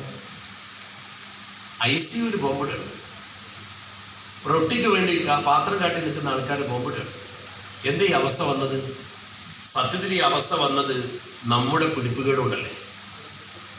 ഈ പലസ്തീൻ എന്ന് പറയുന്ന രാജ്യം ഈ തോതിൽ വെട്ടിമുറിക്കപ്പെട്ട് നമ്മളെ പിടിപ്പുകേടുണ്ടല്ലേ. നിങ്ങൾ ചിന്തിക്കും, നിങ്ങൾ ഐക്യമാണ് ചർച്ച ചെയ്തത്. അതോടെ ഞാൻ പറയുന്നത്, നമ്മൾ ഭിന്നിച്ചാൽ എന്തോ സംഭവിക്കുമെന്നതിന്റെ കൃത്യമായ തെളിവാണ്. സത്യത്തിൽ ഒട്ടോമൻ സാമ്രാജ്യം എന്ന് പറയുന്ന വലിയൊരു രാജ്യം നമ്മുടെ കയ്യിലില്ലായിരുന്നു. അതിന്റെ വിസ്തൃതിയെക്കുറിച്ച് പറയുന്നത് 17-ാം നൂറ്റാണ്ടിന്റെ അവസാനം വരെ, 17-ാം നൂറ്റാണ്ടിന്റെ അവസാനം വരെ കിഴക്ക് പേർഷ്യൻ കടലിടുക്ക് മുതൽ, പേർഷ്യൻ കടലിടുക്ക് ശരിക്കും മാപ്പ് വെച്ച് നോക്കണം, പേർഷ്യൻ കടലിടുക്ക് മുതൽ അൾജീരിയ വരെ, പടിഞ്ഞാറ് അൾജീരിയ, എത്ര ദൂരമുണ്ടത്? എത്ര ചതുരശ്ര കിലോമീറ്റർ ഉണ്ടത്? മാത്രമല്ല പടിഞ്ഞാറ് അൾജീരിയ വരെ, തെക്ക് സുഡാൻ മുതൽ വടക്ക് ദക്ഷിണേഷ്യ വരെ. ഇനി ഒന്നും കൂടി മനസ്സിലാവുകയാണെങ്കിൽ ഇപ്പൊ പറയാം, നമ്മുടെ ഇപ്പൊ കാണുന്ന UAE, ഗൾഫ് കൺട്രീസ് വരുന്ന UAE, Bahrain, Kuwait, Iran, Iraq, Saudi Arabia മുഴുവൻ, അതുപോലെ തന്നെ ഈജിപ്ത്, സിറിയ, ലബനോൺ, ഇപ്പോഴത്തെ പലസ്തീൻ, എല്ലാം ഒന്നായിട്ട് ഒരൊറ്റ ഭരണത്തിന്റെ കീഴിലാണ് തലവൻ തുർക്കി. അപ്പൊ തുർക്കി ഇതിൽപ്പെട്ടത് ഏഷ്യ മൈനർ തുർക്കി. തുർക്കി 2 രാജ്യത്താണ് കിടക്കുക. ഏഷ്യ മൈനർ ഒരു ഭാഗം, ഇസ്തംബൂള് ശരിക്ക് പിന്നെ വളരെ ഗൗരവത്തോടു കൂടി വളർന്നു വന്ന വലിയൊരു ടൗണാണ്. അതുകൊണ്ടാണ് യൂറോപ്യൻ കൺട്രിയിൽ അത് പെട്ടത്. ഇസ്തംബൂൾ മാത്രമേ യൂറോപ്യൻ കൺട്രിയിലുള്ളൂ, ബാക്കി കംപ്ലീറ്റ് തുർക്കിയുടെ ഭാഗമുള്ളത് ഏഷ്യ മൈനറിലാണ്. ഈ തുർക്കി ആസ്ഥാനമായിട്ടുള്ള വലിയൊരു ഭരണകൂടം വന്നു, അതാണ് ഒട്ടോമൻ ഭരണകൂടം. ആ ഭരണകൂടത്തിന്റെ കയ്യിലാണ് ലോകത്തിന്റെ ചലനം. അതിന് ഏറ്റവും വലിയ തെളിവ് നിങ്ങൾക്ക് കാണണമെങ്കിൽ അവർ ലോകം ഭരിച്ചതിൻ്റെ ഓരോ അടയാളങ്ങളും അവരുടെ പഴയ രാജകൊട്ടാരത്തിലുണ്ട്. അവർ രാജകൊട്ടാരമാണ് തോക്കാപ്പി മ്യൂസിയം. ലോകത്തെ ഏറ്റവും വലിയ ഇസ്ലാമിക് മ്യൂസിയമാണ് തോക്കാപ്പി മ്യൂസിയം. ഇസ്തംബൂളിലാണ്, ഒന്ന് പോയി കണ്ടാൽ മതി. ഞാൻ കണ്ടുകൊണ്ടാ ഞാൻ പറയും, കണ്ടവരുണ്ടാവും. ആ മ്യൂസിയത്തിൽ ലോകത്തെ അവർ ഭരിച്ചിരുന്ന ഇസ്ലാമിക രാജ്യങ്ങളിലെ എല്ലാ അടയാളങ്ങളും അവിടെ ഉണ്ട്. പരിശുദ്ധ മക്കയിലെ എല്ലാ ചരിത്രവും അവിടെ ഉണ്ട്. ഖലീഫമാരുടെ വാള് മുതൽ ആ കാലഘട്ടത്തിൽ നബിത്തങ്ങൾ ഉപയോഗിച്ചിരുന്ന സാധന സാമഗ്രികൾ മുഴുവൻ അവിടെ ഉണ്ട്. ഏറ്റവും വലിയ തിരക്കുള്ള മ്യൂസിയമാണ് തോക്കാപ്പി മ്യൂസിയം തുർക്കിയിൽ. അവർ വലിയ രാജകൊട്ടാരത്തിലാണെന്നുണ്ട്. ആ കൊട്ടാരം ലോൽമബാഗ്ജ എന്ന് പറയുന്ന ബോസ്ഫറസ് കടൽത്തീരത്ത് വേറൊരു കൊട്ടാരം ഉണ്ടാക്കിയിട്ട് ആ കൊട്ടാരത്തിലേക്ക് അവർ കൂട് മാറിയിട്ട് തന്നെ ഒഴിച്ചു കൊടുത്തിട്ടാണ് ലോകത്ത്. തുർക്കിയുടെ വലിയ വരുമാനമാർഗം കൂടിയാണ്. ഞാൻ പറഞ്ഞു വന്നത്, ലോകം അടക്കി ഭരിച്ച ഒരു ടീമാണ് നമ്മൾ. ആ ടീമിന്റെ കയ്യിലായിരുന്നു ഈ പലസ്തീൻ. ഈ പലസ്തീൻ എന്ന് പറയുന്ന പ്രദേശം എങ്ങനെയായി? നമ്മുടെ വിഷയവുമായി ബന്ധപ്പെട്ടതുകൊണ്ട് ഞാനത് പറയുന്നത് ശരിക്കും മനസ്സിലാക്കണം നിങ്ങൾ. അന്ന് ഇതിൻ്റെ ഒരു പശ്ചാത്തലം ശരിക്കും പരിശോധിച്ചാൽ നമുക്ക് ബോധ്യപ്പെടും. ലോകമഹായുദ്ധം വന്നപ്പോൾ ലോകമഹായുദ്ധത്തിൽ ബ്രിട്ടൻ തുർക്കിക്കെതിരായി. ബ്രിട്ടൻ തുർക്കിക്കെതിരായി എന്ന് മാത്രമല്ല, ലോകത്തെ മുസ്ലിങ്ങളുടെ ലീഡർഷിപ്പ് തുർക്കിയുടെ കയ്യിലാണ്. തുർക്കി ഖലീഫയെ മുസ്ലിങ്ങൾ ഒരു ഖലീഫ എന്നുള്ള നിലയ്ക്ക് ലോകത്ത് അംഗീകരിച്ചിട്ടുണ്ട്. അതിനൊരു കാരണമുണ്ട്. പരിശുദ്ധ മക്ക കൈകാര്യം ചെയ്തിരുന്നത് തുർക്കിയാണ്. തുർക്കി കെട്ടിപ്പുടവണല്ലേ. തുർക്കിയിൽ എന്ത് നടക്കണമെങ്കിലും അവർ ഉത്തരവിടണം. തുർക്കി ഭരണാധികാരിയുടെ പ്രതിനിധിയാണ്, ഗവർണറാണ് മക്ക ഭരിച്ചിരുന്നത്. Saudi Arabia, whole Saudi Arabia, Hijaz എന്നാന്ന് പറയാം. സൗദി അറേബ്യ 1932 ഉണ്ടായതാണ്. 1932 സൗദി അറേബ്യ സൗദ് ഭരണം സ്ഥാപിക്കുന്നത്. അതിന് മുമ്പ് ഹിജാസ് എന്ന പേര് സൗദ് എന്നുള്ള പേരില്ല, അവർ കുടുംബത്തിന്റെ പേരാ. 1932 മുമ്പുള്ള ഹിജാസ് എന്ന് പറയുന്ന വിശാലമായ ഇന്നത്തെ സൗദി അറേബ്യ ഫുള്ള്, ആ സൗദി അറേബ്യ മുഴുവൻ ഒരു ഗവർണറുടെ കീഴിലാണ്, ഗവർണറേറ്റാണ്. ആ ഗവർണറുടെ തലവൻ തുർക്കിയാണ്. എന്നാൽ ഈ ഒരു സംവിധാനത്തിൽ മുന്നോട്ട് പോകുമ്പോൾ ബ്രിട്ടീഷുകാർ ശരിക്ക് മുന്നിൽ നിന്നുകൊണ്ട് കളിച്ചപ്പോൾ സംഭവിച്ച ഒരു അപകടം എന്താണെന്നറിയോ? ലോക മഹായുദ്ധത്തിൽ ബ്രിട്ടൻ, അതിന് നേതൃത്വം കൊടുപ്പെട്ട ഫ്രാൻസ്, ജർമ്മനി അപ്പുറത്താണ്. ബ്രിട്ടനും ഫ്രാൻസും റഷ്യയും ഒരു ഭാഗത്താണ്, വൻശക്തി യുദ്ധമാണ്. ജർമ്മനി ഒരു ഭാഗത്ത്, ബ്രിട്ടൻ, ഫ്രാൻസ്, ജർമ്മനി മറുഭാഗത്ത്. യുദ്ധം പൊട്ടി. 1914 യുദ്ധം ആരംഭിച്ചു. ചരിത്ര ഹിസ്റ്ററി പഠിച്ച കുട്ടികളുണ്ടോ അവിടെ? അധ്യാപകരുണ്ടോ? 1914 യുദ്ധം ആരംഭിച്ചിട്ട് 1917 വരെ അമേരിക്ക ഇല്ല ചിത്രത്തിലില്ല. പക്ഷെ യുദ്ധത്തിൽ ഈ വൻശക്തികളാകുന്ന ബ്രിട്ടനും ഫ്രാൻസും റഷ്യയും അവരുടെ കൂടെ ചേർന്ന രാജ്യങ്ങളൊക്കെ അടിച്ചിട്ടും ഒന്നും പറ്റുന്നില്ല, ഒന്നും സംഭവിക്കുന്നില്ല എന്ന് പറഞ്ഞാൽ ജർമ്മനി തോൽക്കുന്നില്ല. ജർമ്മനി തോൽക്കാതിരിക്കാൻ എന്താ കാരണം? ഒട്ടോമൻ സാമ്രാജ്യത്തിന്റെ പിൻബലം. ഒട്ടോമൻ സാമ്രാജ്യത്തിന് വലിയ കാലാൾപ്പാടുണ്ട്, സമ്പത്തുണ്ട്, ആൾബലമുണ്ട്, എല്ലാം ഉണ്ട്. ശക്തമായി അവർ ചെറുത്തു. ആ ചെറുത്തുനിൽപ്പിൽ അവരെ കൂടെ ലോകം നിന്നു. അതിന്റെ ഭാഗമാണ് നമ്മളിവിടെ ഖിലാഫത്ത് കമ്മിറ്റി ഉണ്ടാക്കിയത്. ഇവിടെ ഖലീഫ ഉണ്ടായിട്ടൊന്നുമല്ല. തുർക്കി ഭരണാധികാരിക്കെതിരെ ബ്രിട്ടൻ അണിനിരന്നപ്പോൾ ബ്രിട്ടൻ ഇവിടെ ഭരിക്കുമ്പോൾ അത് പറ്റില്ല എന്ന് പറഞ്ഞ് കമ്മിറ്റി ഉണ്ടാക്കി ബ്രിട്ടൻ എതിർത്ത് നമ്മളാണ്. ഇവിടെ ഖലീഫ ഉള്ളതുകൊണ്ടല്ല. ഗാന്ധിജി കോഴിക്കോട്ട് മൗലാന ഷൗക്കത്തലിയെ കൊണ്ടുവന്നിട്ട് ഈ ഖിലാഫത്ത് പ്രസ്ഥാനത്തെ ദേശീയ പ്രസ്ഥാനമായി കൂട്ടിക്കെട്ടി. ഗാന്ധിജിയുടെ ഒരു തന്ത്രമായിരുന്നു. അപ്പൊ നമ്മൾ സ്വാതന്ത്ര്യ സമരത്തിന്റെ ഭാഗമായി ഇവിടെ നടത്തിയ ഖിലാഫത്ത് പ്രസ്ഥാനം എന്ന് പറയുന്നത് തുർക്കി ഖലീഫയുടെ സംരക്ഷണത്തിന്റെ ഭാഗമാണ്. അത് ഗാന്ധിജി വിദഗ്ധമായി ഈ രാജ്യത്ത് സ്വാതന്ത്ര്യ സമരം നടത്താൻ ബ്രിട്ടീഷുകാരോട് ഭരിക്കുന്നതുകൊണ്ടാണ് ഈ കമ്മിറ്റി ഇവിടെ ഉണ്ടായത്. അതിവിടെ ഖിലാഫത്ത് കമ്മിറ്റി ഉണ്ടാക്കേണ്ട ആവശ്യമില്ല. ആ തുർക്കിയെ എതിർത്തത് കൊണ്ട് ഇവിടെയും നിങ്ങൾ പറ്റില്ല, നിങ്ങൾ ഈ അടവുപടി നടത്തുന്നു പറഞ്ഞാണ് എതിർത്തത്. ഇരിക്കട്ടെ. 1914 അമേരിക്ക അമേരിക്ക ഇല്ല, സഖ്യകക്ഷിയിൽ ജയിക്കുന്നില്ല, ജർമ്മനിക്കാ ജയം. അപ്പൊ അവർ തീരുമാനിച്ചു എന്താ വേണ്ടത്. അപ്പോഴാണ് ബ്രിട്ടൻ അവരുടെ ഭിന്നിപ്പിന്റെ കാർഡും കൊണ്ടുവന്നത്. ബ്രിട്ടൻ നേരെ ചെന്നിട്ട് അമേരിക്കയുടെ പിൻബലം നേടുകയാണ്. അന്ന് അമേരിക്കയുടെ ഒരു പ്രത്യേകത എന്താണെന്ന് ചോദിച്ചാൽ നമ്മുടെ ഈ രാജ്യം പോലെ തന്നെയാണ്. ഇപ്പം ഈ രാജ്യത്തിൻ്റെ പ്രത്യേകത എന്താണെന്ന് ചോദിച്ചാൽ 12% നയമാനേ ഇവിടെ ഉള്ളൂ. അതിലും ചെറിയൊരു ശതമാനമാണ് ബ്രാഹ്മണന്മാർ. പക്ഷെ അവരാണല്ലോ അടക്കി ഭരിക്കുന്നത്, ദലിതമാരാണ് കൂടുതൽ. ഇപ്പം നമ്മുടെ രാജ്യത്ത് കുഞ്ചിക സ്ഥാനങ്ങളിൽ കംപ്ലീറ്റ് ബ്രാഹ്മണന്മാരാണ്, അവരുടെ എണ്ണത്തിൽ കുറവാണ്. ഇതേ അവസ്ഥയാണ് അമേരിക്കയിൽ. ജൂതന്മാരാണ് കീ പോയിന്റിലൊക്കെ, ജൂതന്മാർ എണ്ണത്തിൽ കുറവാണ്. കീ പോയിന്റിൽ ജൂതന്മാരാണ്. അന്നത്തെ അമേരിക്കയിലെ സുപ്രീം കോടതി ജഡ്ജി ലൂയിസ് ബ്രാൻഡിസ് ജൂതനാണ്. ലൂയിസ് ബ്രാൻഡിസിന്റെ അടുത്ത് ചെന്നിട്ട് ഈ ബ്രിട്ടന്റെ വിദേശകാര്യ സെക്രട്ടറി, ബ്രിട്ടൻ വിദേശകാര്യ മന്ത്രിക്ക് വിദേശകാര്യ സെക്രട്ടറി എന്നാണ്, ഇയാൾ നേരെ ചെന്നിട്ട് പറഞ്ഞതാണ് നമ്മളെ ഭിന്നിപ്പിനെ കുറിച്ചാണ് ഞാൻ ഈ പറയുന്നത്, പഠിക്കണത്. ലൂയിസ് ബ്രാൻഡിസിനെ ചെന്നിട്ട് പറഞ്ഞു, നിങ്ങളൊരു കാര്യം ചെയ്യണം, നിങ്ങൾ ഒരു ജൂതനാണ്, നിങ്ങൾക്ക് ലോകത്തൊരു ഭൂമിയില്ല. അതുകൂടി പഠിക്കണത്, ഈ ജൂതന്മാർക്ക് ലോകത്ത് ഭൂമിയില്ല. എവിടെയും ഭൂമി ഉണ്ടായില്ല. നമ്മൾ മട്ടാഞ്ചേരിയിലൊക്കെ അവരുണ്ടായിരുന്നു, ജൂതത്തിന് ഇപ്പോഴുണ്ട്. ലോകത്തെ ജൂതന്മാർക്ക് ഭൂമിയില്ല.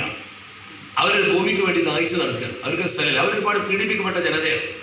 ലോകത്തെ എല്ലാവരും, എഡ്വേർഡ് രാജാവ് ഇംഗ്ലണ്ടിൽ അവർ ആട്ടിപ്പായിച്ചതാണ്, ഹിറ്റ്ലർ ചുട്ടു കൊന്നതാണ്, ഗ്യാസ് ചാമ്പറിട്ട് അടച്ചതാണ്. അന്ന് ചരിത്രം ഒന്ന് വായിച്ചു നോക്ക്. ഒരു മനുഷ്യൻ എന്ന രീതിയിൽ ജൂതന്മാർക്ക് നീതി കൊടുത്ത ഒരു രാജ്യം ലോകത്തുണ്ടായിട്ടുള്ളൂ, അത് മുസ്ലിം സ്പെയിനാണ്. സ്പെയിനിൽ അവർ താമസിച്ചിരുന്നു. ഒരു ബുദ്ധിമുട്ടും അവർക്ക് മുസ്ലിങ്ങൾ ഉണ്ടാക്കിയിട്ടില്ല. അത് സമ്മതിക്കേണ്ട ഒരു ചരിത്രമാണ്, ചരിത്ര സത്യമല്ലേ. അങ്ങനെ മുന്നോട്ട് പോകുന്ന ഒരു ക്രിസ്ത്യാനികളും അവർ തമ്മിൽ എന്നും ഫൈറ്റാണ്. കാരണം അവർ തമ്മിലാണ് ഏറ്റവും ബുദ്ധിമുട്ട്. കാരണം എന്താ, ഇവരെ മൂസാ നബി അലൈഹി സ്വലാത്തു വസ്സലാമിനെ അംഗീകരിക്കുന്നു, ഈസാ നബി അംഗീകരിക്കില്ല. ഈസാ നബി അംഗീകരിക്കാത്തതുകൊണ്ട് ക്രൈസ്തവരും അവരും തമ്മിൽ ഫൈറ്റാണ്. മറ്റുള്ള പ്രവാചകന്മാരൊക്കെ അവർ അംഗീകരിക്കും. അതിന്റെ ചരിത്രം ഞാനിപ്പോൾ പറയുന്നില്ല, ഇവരെങ്ങനെ വേർതിരിഞ്ഞൊന്നുമില്ല, നമ്മുടെ വിഷയമല്ല. ചുരുക്കത്തിൽ ഒരു നിലക്ക് മുന്നോട്ട് പോകാൻ പറ്റാത്തൊരു ഘട്ടം വന്നപ്പോൾ ലൂയിസ് ബ്രാൻഡിസിനെ കൊണ്ട് നേരിട്ട് അമേരിക്കൻ പ്രസിഡന്റിനെ ഇറക്കാൻ വേണ്ടിയിട്ട്, നിങ്ങൾ ഈ യുദ്ധത്തിന് അമേരിക്കയെ ഇറക്കി തന്നാൽ നിങ്ങൾക്കൊരു ഭൂമി തരും എന്ന് ബ്രിട്ടൻ വാഗ്ദാനം കൊടുത്തു. ആ വാഗ്ദാനം നിറവേറ്റുകയാണ് അവർ ചെയ്തത്. അങ്ങനെ ലൂയിസ് ബ്രാൻഡിസ് എന്ന് പറയുന്ന അമേരിക്കൻ സുപ്രീം കോടതി ജഡ്ജി അന്നത്തെ അമേരിക്കൻ പ്രസിഡന്റ് വുഡ്രോ വിൽസനെ കണ്ടു. വിൽസൺ പച്ചക്കൊടി കാണിച്ചു. അമേരിക്ക 1917 യുദ്ധത്തിന് ഇറങ്ങി. 14 യുദ്ധം ആരംഭിച്ചു, 17 അമേരിക്ക ഇറങ്ങി. എന്നിട്ടും വിജയമില്ല. കാരണം വലിയൊരു സാമ്രാജ്യമല്ലേ ഈ ഒട്ടോമൻ സാമ്രാജ്യം. ഒട്ടോമൻ സാമ്രാജ്യം ഉള്ളത് കൊണ്ട് ജർമ്മനി തോൽക്കൂല, ഒന്നും ചെയ്യാൻ അവർക്ക് പറ്റുന്നില്ല. ആ ഘട്ടത്തിലാണ് അവർ രണ്ടാമത്തെ കാർഡെടുത്ത് കളിച്ചത്. ഭിന്നിപ്പിന്റെ രണ്ടാം കാർഡ് എന്തായത്? നേരെ സൗദി അറേബ്യയിൽ ഹിജാസിന്റെ ഭരണാധികാരി ഷെരീഫ് ഹുസൈനെ കണ്ട് ഷെരീഫ് ഹുസൈനെ കൂട്ടുപിടിച്ചിട്ട് എല്ലാ സൗകര്യം ചെയ്തു തരാമെന്ന് പറഞ്ഞു. ഒട്ടോമൻ ഭരണകൂടത്തിൽ മാറി നിന്നാൽ നിങ്ങൾക്ക് എല്ലാ സൗഭാഗ്യം തരാൻ നാളെ അവിടുത്തെ ഭരണാധികാരിയാക്കാന്ന് പറഞ്ഞു. അയാൾ അതിന് വീണുപോയി. മുസ്ലിങ്ങളിൽ ഭിന്നത ഉണ്ടാക്കി. അയാൾ വീണുപോയത് കൊണ്ട് പാളയത്തിൽ പട വന്നു. തുർക്കി സാമ്രാജ്യത്തിന്റെ വലിയൊരു ഭാഗം ഹിജാസ് വിട്ടു. പാളയത്തിൽ പടയുണ്ടായി. നമ്മൾ തമ്മിൽ കൊത്തി. അതോടുകൂടി ബ്രിട്ടൻ വിജയിച്ചു. ജർമ്മൻ ചാൻസലർ യുദ്ധത്തിൽ പരാജയപ്പെട്ടപ്പോൾ പലസ്തീൻ വെട്ടിമുറിച്ച് ഇവരോട് പറഞ്ഞ വാക്കുകൾ പാലിച്ചു കൊടുത്തു. ആരാ ഉത്തരവാദി? നമ്മൾ ഭിന്നിച്ചത്. നമ്മളന്ന് ഒറ്റക്കെട്ടായി നിന്നിരുന്നുവെങ്കിൽ ഒരിക്കലും വിഭജിക്കേണ്ടി വരില്ല. സഖ്യകക്ഷികൾ വിജയിക്കില്ല. മുസ്ലിങ്ങളിൽ ഭിന്നത നമ്മളെ ഭിന്നിപ്പിച്ചിട്ടാണ്. ഇപ്പൊ കിരൺ റിജുവിനെ തൊപ്പി അണിക്കാൻ പോയ ആൾക്കാരില്ലേ, അതുപോലത്തെ കുറച്ച് ആൾക്കാർ, ഇവരാണ് നമ്മുടെ സമൂഹത്തിൽ ഈ അപകടങ്ങളൊക്കെ. നമ്മളെ ഭിന്നിപ്പാണ് നമുക്ക് പരാജയം ഉണ്ടാക്കിയിട്ടുള്ളത്. നമ്മുടെ ഭിന്നിപ്പ് നിങ്ങൾ അതിന് പാഠം പഠിക്കണം. ശരിക്ക് ഇന്ത്യ മഹാരാജ്യത്ത് ബ്രിട്ടീഷുകാരുടെ അധികാരം തുടങ്ങുന്നപ്പോൾ 1757 പ്ലാസി യുദ്ധത്തിൽ സിറാജുദ്ദൗളയെ തോൽപ്പിച്ചുകൊണ്ട് റോബർട്ട് ക്ലൈവ് അധികാരം പിടിക്കുകയാണ്. അവിടെ നിന്നാണ് ഇന്ത്യയിൽ ബ്രിട്ടീഷുകാർ വരവൊടുങ്ങുന്നത്. ഇതൊക്കെ ചരിത്രമല്ലേ? എങ്ങനെയാണ് റോബർട്ട് ക്ലൈവ് ബഹുമാനപ്പെട്ട സിറാജുദ്ദൗളയെ തോൽപ്പിച്ചത്? സിറാജുദ്ദൗള ശക്തനായ ഭരണാധികാരിയാണ്. അയാൾക്ക് നല്ല സൈനിക ശക്തിയുണ്ട്, ബുദ്ധിശക്തിയുണ്ട്, നല്ല ഭരണപാഠമുണ്ട്. എങ്ങനെ തോറ്റത്? സിറാജുദ്ദൗള എങ്ങനെ തോറ്റത്? സിറാജുദ്ദൗലയുടെ വലങ്കയും സിറാജുദ്ദൗലയുടെ ഏറ്റവും പ്രധാനപ്പെട്ട ആളുമായ അന്നത്തെ ഏറ്റവും പ്രധാനപ്പെട്ട മീർ ജാഫർ അലി ഖാൻ, അദ്ദേഹത്തിന്റെ ഭരണാധികാരിയുടെ വലങ്കയ്യ മീർ ജാഫർ. ഈ മീർ ജാഫർ അലി ഖാനെ ബ്രിട്ടീഷുകാർ വിലക്കെടുത്തു. മീർ ജാഫർ അലി ഖാൻ പാര വെച്ചു. എന്താ അലി ഖാനോട് പറഞ്ഞത്? നിങ്ങൾ ചരിത്രം നിർത്തി വായിച്ചു നോക്ക്, നെറ്റിൽ പോലും നോക്കിയാൽ കിട്ടും. മീർ ജാഫർ അലി ഖാനോട് ബ്രിട്ടീഷുകാർ പറഞ്ഞു, ഈ നവാബിനെ തട്ടിയിട്ട് നിങ്ങളെ നവാബാക്കാം. നവാബ് എന്നാണ് അന്നത്തെ വലിയ ഭരണാധികാരിയാണ്. അങ്ങനെ റോബർട്ട് ക്ലൈവ് എന്ന് പറയുന്ന ബ്രിട്ടീഷുകാരുടെ തന്ത്രജ്ഞനായ പോരാളി, അദ്ദേഹം നേരിട്ട് ഈ വ്യക്തിയെ കണ്ടിട്ട് മീർ ജാഫറിനെ കണ്ടിട്ട് മീർ ജാഫറിനോട് പറഞ്ഞു, നിങ്ങളായിരിക്കും നാളത്തെ നവാബ്. സിറാജുദ്ദൗളയെ ഞങ്ങൾ നശിപ്പിക്കും, നിങ്ങൾ കൂടെ വന്നാൽ. ഇയാളെ കുപ്പായം വിട്ട് അതിനൊരുങ്ങി.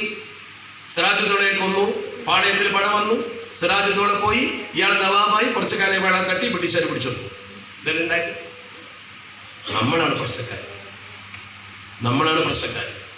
ടിപ്പു സുൽത്താൻ ഹയാത്തിൽ നിൽക്കുന്ന കാലത്ത് ദക്ഷിണേന്ത്യയിലേക്ക് ഒരൊറ്റ ബ്രിട്ടീഷുകാരൻ ചവിട്ടാൻ കഴിയില്ലല്ലോ, ഒരു അധികാരമല്ല. ഈ ടിപ്പുവിനെ പരാജയപ്പെടുത്താൻ എന്തൊക്കെ ചെയ്തു നോക്കി. നെപ്പോളിയൻ ചക്രവർത്തി പോലും ടിപ്പുവിനോട് സന്ധി ചെയ്യാൻ ശ്രമിച്ചു എന്നാ ചരിത്രം പറയുന്നത്.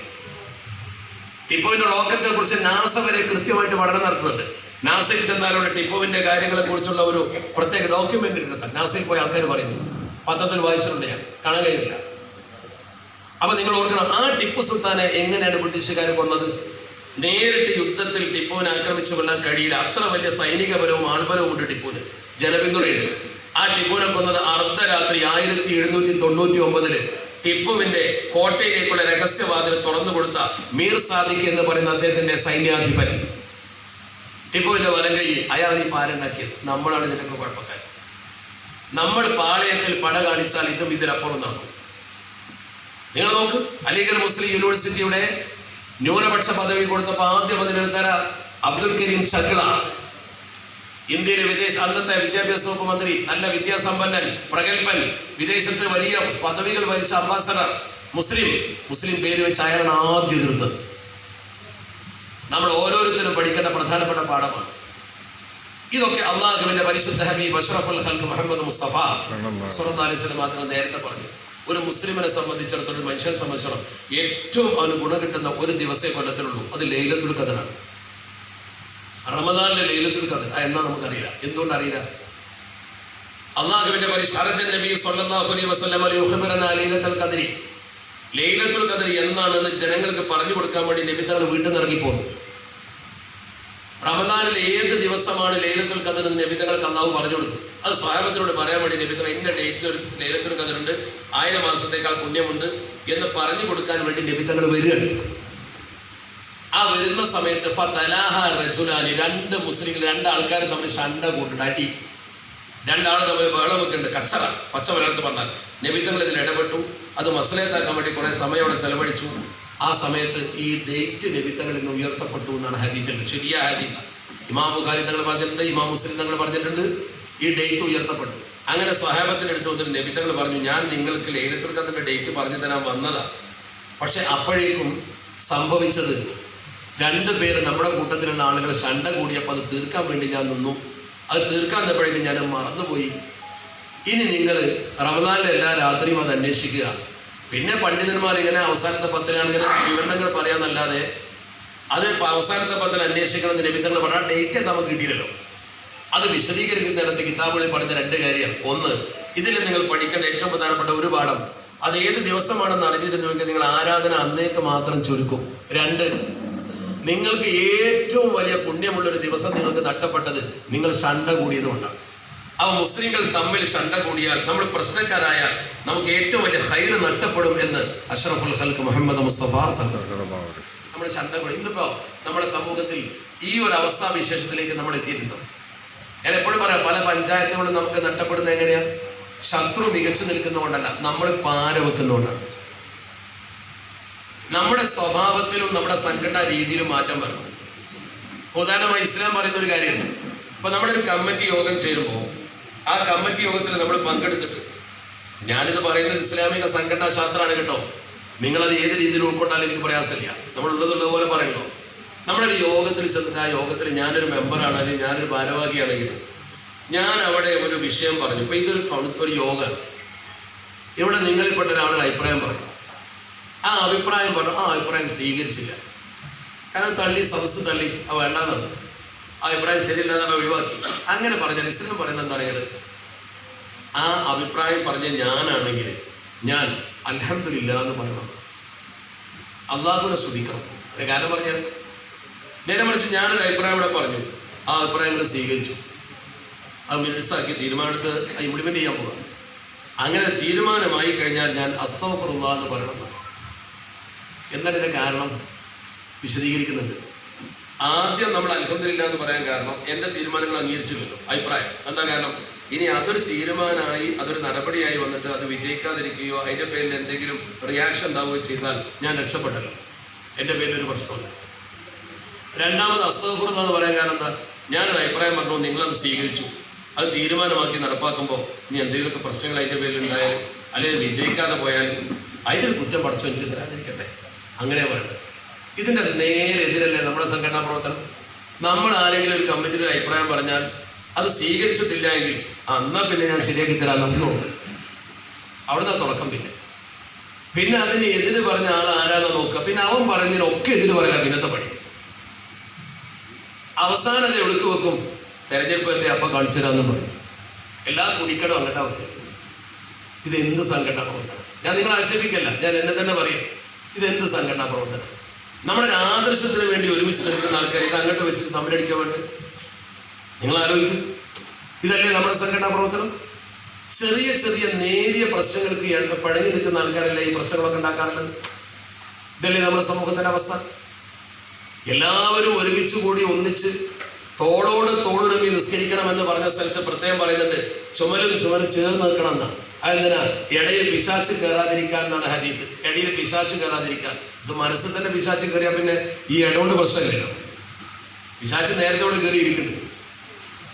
അതാണ് നമ്മുടെ കുഴപ്പം. അപ്പൊ നമ്മൾ ശരിക്ക് ഈ ഐക്യത്തിന്റെ അപകടം ശരിക്ക് മനസ്സിലാക്കിയത് പോലെയാണ് ഐക്യം വേണ്ട തീരുമാനിച്ചു. ഐക്യം അപകടം എന്നുള്ള തോന്നൽ നമുക്കുള്ളത്. നമ്മൾ ചെറിയ ചെറിയ തുരുത്തുകളായി മാറും. അള്ളാഹുവിന്റെ പരിശുദ്ധ ഹബീബ് അഷ്റഫുൽ ഖൽഖ് മുഹമ്മദ് മുസ്തഫ സ്വല്ലല്ലാഹു അലൈഹി വസല്ലം തങ്ങൾ എത്രയോ നല്ല ജീവകാരുണ്യ മേഖലയിൽ മികച്ചു നിന്ന വ്യക്തിത്വമാണ്. ഒരു ഉറുമ്പിനെ വേദനിപ്പിക്കാൻ സമ്മതിക്കൂല. ഒരു ഉറുമ്പിനെ വേദനിപ്പിക്കാൻ പരിശുദ്ധ പ്രവാചകന് സമ്മതിക്കൂല. ഒരാളെയും ദ്രോഹിക്കാൻ സമ്മതിക്കൂല. എത്രത്തോളം ഹദീസുണ്ട്. ഒരാള് ഒരു പണിയായുധവുമായി ജനങ്ങൾക്കിടയിലൂടെ നടക്കുകയാണെങ്കിൽ, ഇപ്പൊ അന്നൊക്കെ അമ്പും വില്ലുണ്ട്. ഈ അമ്പും വില്ലും എന്ന് പറഞ്ഞാൽ യുദ്ധത്തിന് മാത്രമല്ല, അവർക്ക് എന്ത് ഉപജീവന മാർഗമായിട്ട് മൃഗങ്ങളൊക്കെ പിടിക്കാനും മറ്റൊക്കെ പറ്റും. ഒരമ്പും വില്ലും ഒരാൾ കൊണ്ടു നടക്കുകയാണെങ്കിൽ, അത് അമ്പ് കയ്യിൽ പിടിച്ചവനാണെങ്കിൽ വില്ല് കൊളുത്തിട്ടുണ്ടോ, ആ അമ്പിന്റെ തലകിനെ പൊത്തിപ്പിടിക്കണം, വേറൊരാൾക്ക് അത് ഏൽക്കാൻ പാടില്ല. അത്ര ശ്രദ്ധിക്കാൻ പാടില്ല. ഒരു വ്യക്തിയുടെ മുഖത്തേക്ക് ബി നദറത്തിൽ തോതിക്ക് നോക്കി വേദനിപ്പിക്കാൻ പാടില്ല എന്ന് പറഞ്ഞ മതം. നോക്കി വേദനിപ്പിക്കാൻ പാടില്ല. അങ്ങനത്തെ ഒരു സംസ്കാരമുള്ള മതം നബിതങ്ങൾ ഈ സമൂഹത്തിന് പഠിപ്പിച്ചിട്ട് ഒരു കാര്യത്തിലാണ് നബിതങ്ങൾ കർശനമായി പറഞ്ഞത്, വളരെ കർശനമായി. എന്താ നബിതങ്ങൾ പറഞ്ഞത്? മൻ ഫറഖ അംറ ഹാദിഹിൽ ഉമ്മ, ഈ ഉമ്മത്തിന്റെ ഐക്യത്തിൽ ആരെങ്കിലും ഭിന്നത ഉണ്ടാക്കാൻ വന്നാൽ ഫദ്രിബൂഹു ബിസ്സൈഫി, അവനെ വാളുകൊണ്ട് കൈകാര്യം ചെയ്യണമെന്ന കാര്യം. അപ്പോൾ ഒരു വ്യക്തി സമൂഹത്തിൽ ഭിന്നിപ്പുണ്ടാക്കുന്നവനാവുക എന്ന് പറഞ്ഞാൽ അത് വളരെ ഗൗരവമുള്ള കാര്യമാണ്. വേറൊക്കെ നബിതങ്ങൾ വിട്ടുവീഴ്ച ചെയ്തു. പള്ളിയിൽ മൂത്രമൊഴിച്ച സ്വഹാബിനെ വെറുതെ വിട്ടല്ലോ. അത് അവൻ അറിയാത്തോണ്ടാ, കഴുകാൻ നമുക്ക് വിട്ടേക്ക്, ഒരു കുഴപ്പമുണ്ടാക്കണ്ട. അതേ സമയത്തോ സമൂഹത്തിൽ ഭിന്നിപ്പ് ആരെങ്കിലും ഉണ്ടാക്കിയാൽ അവന് വെറുതെ വിടാൻ പാടില്ല. എന്താ ഗൗരവം? ഒരുമിച്ച് നിൽക്കുന്ന ഒരു സമൂഹത്തിൽ ഭിന്നത ഉണ്ടാക്കുക എന്ന് പറഞ്ഞാൽ ഇത് മഹാ അപകടമാണ്. നമ്മുടെ കേരളത്തെ കുറിച്ച് ഇന്ത്യയിലെ ജനങ്ങൾക്ക് വലിയ പ്രതീക്ഷയാണ്. ഒരു 25 കോടി മുസ്ലിങ്ങൾ ഇന്ത്യയിൽ ഉണ്ടാവും. 20 കോടി എന്നല്ല, 25-ലധികം ഉണ്ടാവും. അനൗദ്യോഗിക കണക്കാണ്. ആ 25 കോടി മുസ്ലിങ്ങളിൽ 1 കോടി എവിടെ ഉള്ളൂ? 1 കോടി തികയില്ല, എന്നാലും 1 കോടി 24 കോടി കേരളത്തിന്റെ പുറത്താണ്. ആ 24 കോടി നോക്കുന്നത് ഇങ്ങോട്ടാണ്. ആ 24 കോടി മുസ്ലിങ്ങൾ ഇങ്ങോട്ടാണ് നോക്കുന്നത്.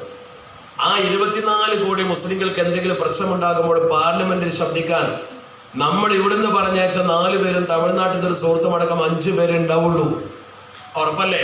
ഹരിയാനയിൽ പള്ളി പൊളിച്ചു, ഇമാമിനെ കൊന്നു, പ്രശ്നമായി, കടകൾ ഇവിടെ നടത്താൻ പാടില്ലെന്ന് പോലീസിനെ അനൗൺസ് ചെയ്തു. നമ്മുടെ ഒരു MP, നിങ്ങൾ വോട്ട് ചെയ്ത് ജയിപ്പിച്ച MP അവിടെ ചെന്നിട്ട് എന്താ പറഞ്ഞത്? ഞാൻ അവിടെ പോകും, അത് കാണുമെന്ന് പറഞ്ഞ ധൈര്യമായി ആ പ്രദേശത്തേക്ക് കടന്നു ചെല്ലാൻ ഇത്രയധികം മെമ്പർമാർ ഇന്ത്യൻ പാർലമെന്റിലായിട്ടും നമ്മൾ വോട്ട് ചെയ്തയച്ച MP ആണ് അതിന് മുന്നോട്ട് വന്നത് എന്നത് ഒരു ചരിത്രമായി ഞാൻ രേഖപ്പെടുത്തണം. അതിന് പ്രതീക്ഷയുണ്ട് ഉത്തരേന്ത്യക്കാർക്ക്, അതിന് പ്രതീക്ഷയുണ്ട്. ഇപ്പൊ പുതിയ MP വന്നപ്പോൾ അദ്ദേഹം ആ പ്രദേശത്തെ ദുരിതബാധിതരായ ആളുകളെ സന്ദർശിച്ചുകൊണ്ട് പത്രക്കാരോട് പറഞ്ഞ വാർത്തയൊക്കെ നിങ്ങൾ കേട്ടില്ലേ? അവരെ കണ്ണിൽ എത്ര ആണ് നോർത്ത് ഇന്ത്യയിലെ മുസ്ലിങ്ങൾ, എത്ര ഉയർന്ന നേതാക്കളുണ്ട് അവിടേക്ക്? ആരും അതിന് വരുന്നില്ലല്ലോ. എന്താ കാരണം? അവരൊക്കെ സ്വന്തം കാര്യം നോക്കുക എന്നല്ലാതെ ഒരു സാമൂഹ്യ പ്രശ്നത്തിൽ ഇടപെടാൻ മുന്നോട്ട് വരുന്നില്ല. നമ്മൾ ഇവിടെ ഒരു ചുരുത്തുണ്ടാക്കി വെച്ചതിന്റെ ഫലം അവിടെ അവരനുഭവിക്കുന്നുണ്ട്, ഉത്തരേന്ത്യയിലെ മുസ്ലിങ്ങൾ അനുഭവിക്കുന്നുണ്ട്. ആ ഒരു ഗുണം പോലും നമുക്ക് ചെയ്യാൻ കഴിഞ്ഞ നമ്മുടെ ഒരു ഐക്യം കൊണ്ടാണ്. ദലിത് വിഭാഗം പീഡിപ്പിക്കപ്പെടുമ്പോൾ നമ്മളതിൻ്റെ മുന്നിലുണ്ട്, അതിനെതിരെ ശബ്ദിക്കാൻ. അപ്പം ആ ഒരു രാഷ്ട്രീയം, അതാണ് ശരിക്കും നമ്മൾ മനസ്സിലാക്കേണ്ട ഏറ്റവും പ്രധാനപ്പെട്ട ഒരു കാര്യം. പിന്നെ നമ്മൾ ആളുകൾക്ക് ഒരു ധാരണ ഉണ്ടാകേണ്ട, നമ്മുടെ ധാരണ നമ്മുടെ ഈ ദീനിയായ കാര്യങ്ങളും ഇസ്ലാമികമായ വിഷയങ്ങളും മാത്രം ശ്രദ്ധിച്ചാൽ മതി, നമ്മൾ അതിൻ്റെ അപ്പുറത്തേക്ക് കൊടുക്കും പോകണ്ട എന്നൊരു തോന്നലുണ്ട്. അത് എവിടെ നിന്നുണ്ടായെന്ന് എനിക്ക് മനസ്സിലാവില്ല. അതിനെതിരെ തിരുത്തൽ ശക്തികളായി നിങ്ങൾ ബോധ്യപ്പെടുത്തണം. എത്ര ഹദീത്ത്, ഒറ്റ ഹദീത്ത് ഞാൻ പറയാം. ആ ഹദീത്ത് തന്നെ കൃത്യമായി ഹദീത്തിന്റെ കിതാബിൽ പറഞ്ഞാൽ നമ്മളതൊക്കെ നോക്കുമ്പോൾ ഇന്ന് ചില ആൾക്കാരൊക്കെ എന്തർത്ഥത്തിലേക്ക് പറയുന്നത് എനിക്ക് മനസ്സിലാവില്ല. ഒരു ഹദീത്ത് എന്താണ്? ഹദീത്ത് ഇന്ന ബുദല ഉമ്മത്തി. ബുദല എന്ന് പറഞ്ഞ വാക്കിനകത്ത് എന്താണ്? ഇതൊക്കെ ശരിയല്ലേ? ഏത് പണ്ഡിതനോട് ചോദിച്ചാൽ നിങ്ങൾ ഒരു ഡിബേറ്റിന് വേണ്ടി ഞാൻ തയ്യാറാണ്, വിളിച്ചുകൊണ്ടിരവരെ. നമ്മൾ രാഷ്ട്രീയത്തിനൊന്നും പോകണ്ട, നമ്മൾ ഇത്തരം കാര്യമൊന്നും ചെയ്യണ്ട എന്നൊക്കെ പറയുന്ന ആൾക്കാർ ഇന്ന ബുദല ഉമ്മത്തി. ബുദല എന്ന് പറഞ്ഞാൽ അർത്ഥം എന്താ അറിയോ? സമൂഹത്തിൽ എന്തെങ്കിലുമൊക്കെ ചെയ്യാൻ കഴിവുള്ള ആൾക്കാർ, കെൽപ്പുള്ള ആൾക്കാർ, ക്രീം എന്നതിന് പറയാം. അപ്പം നിങ്ങൾ അങ്ങനത്തെ ആൾക്കാരാണ്. ഈ സമൂഹത്തിൽ എന്തെങ്കിലുമൊക്കെ ചെയ്യാൻ പറ്റിയ ആൾക്കാരാണ് നിങ്ങളെ കൊണ്ട് ചിലതൊക്കെ. അതുകൊണ്ടാണ് നിങ്ങളെ വിളിച്ചത് ഈ ക്യാമ്പിലേക്ക്. അല്ലെങ്കിൽ വിളിക്കൂലല്ലോ. ഒന്നും ചെയ്യാൻ പറ്റാത്ത ആൾക്കാർ ഒന്നിനും പറ്റൂലല്ലോ. എനിക്കൊന്നും ചെയ്യാൻ കഴിയില്ല എന്ന് ഒരു മെന്റൽ ഡിപ്രഷനോട് കൂടി ചിന്തിക്കുന്ന ഒരാളെ ഒന്നിനും പറ്റൂല. നേരെ മറിച്ച് നിങ്ങളെ ചിലതിനൊക്കെ പറ്റുന്നുള്ളതാണ് നിങ്ങളെ വിളിച്ചത്. അങ്ങനത്തെ ആളുകൾ ലാ യദ്ഖുലൂനൽ ജന്നത്താണ്, അവർ സ്വർഗത്തിലേക്ക് കടക്കുന്നില്ല. നിങ്ങളെ കുറിച്ചാണ് ഈ പറയുന്ന കാര്യം. സമൂഹത്തിൽ എന്തെങ്കിലും ചെയ്യാൻ കെൽപ്പുള്ള ആളുകൾ സ്വർഗത്തിലേക്ക് പ്രവേശിക്കുക തന്നെയില്ല. ബികസറത്തി സ്വലാത്തിഹിം വസിയാമിഹിം. നിങ്ങൾ കുറേ നിസ്കരിച്ചു വന്നത് കൊണ്ടും കുറേ നോമ്പ് നോറ്റു വന്നത് കൊണ്ടും സ്വർഗത്ത് പോകുന്ന നിങ്ങൾ കരുതണ്ട. എന്താ കാരണം? നിങ്ങൾക്ക് അള്ളാഹു കുറേ കഴിവ് വന്നിട്ടുണ്ട്. ഓർഗനൈസിങ് പവറുള്ള ആൾക്കാരുണ്ടാവും, ബുദ്ധിശക്തിയുള്ള ആൾക്കാരുണ്ടാവും, സംഘടന വൈഭവമുള്ള ആൾക്കാരുണ്ടാവും, ഒരു അഡ്മിനിസ്ട്രേറ്റീവ് പവറുള്ള ആൾക്കാരുണ്ടാവും, സംഘടനയൊക്കെ നടത്തും. അങ്ങനത്തെ ആൾക്കാരെ കൂട്ടത്തിൽ ഈ കഴിവ് നിങ്ങൾക്ക് തന്ന വെറുതെ അല്ല. ആ കഴിവ് വെച്ചിട്ട് നിങ്ങൾ നിസ്കരിച്ചു നോമ്പ് നോറ്റു എന്നതുകൊണ്ട് മാത്രം സ്വർഗത്തിൽ പോകൂല. അങ്ങനെ തന്നെ ഹദീത്ത്. തർക്കണ്ടെങ്കിൽ ആരോട് തർക്കിച്ചോ. പിന്നെ എപ്പോഴാണ് സ്വർഗത്തിൽ പോവുക? വലാകിൻ ദഖലൂഹ. നിങ്ങൾ സ്വർഗത്തിലേക്ക് പോകണമെങ്കിൽ എന്ത് വേണം? നിങ്ങൾക്ക് സ്വർഗം കിട്ടണമെങ്കിൽ എന്ത് വേണം?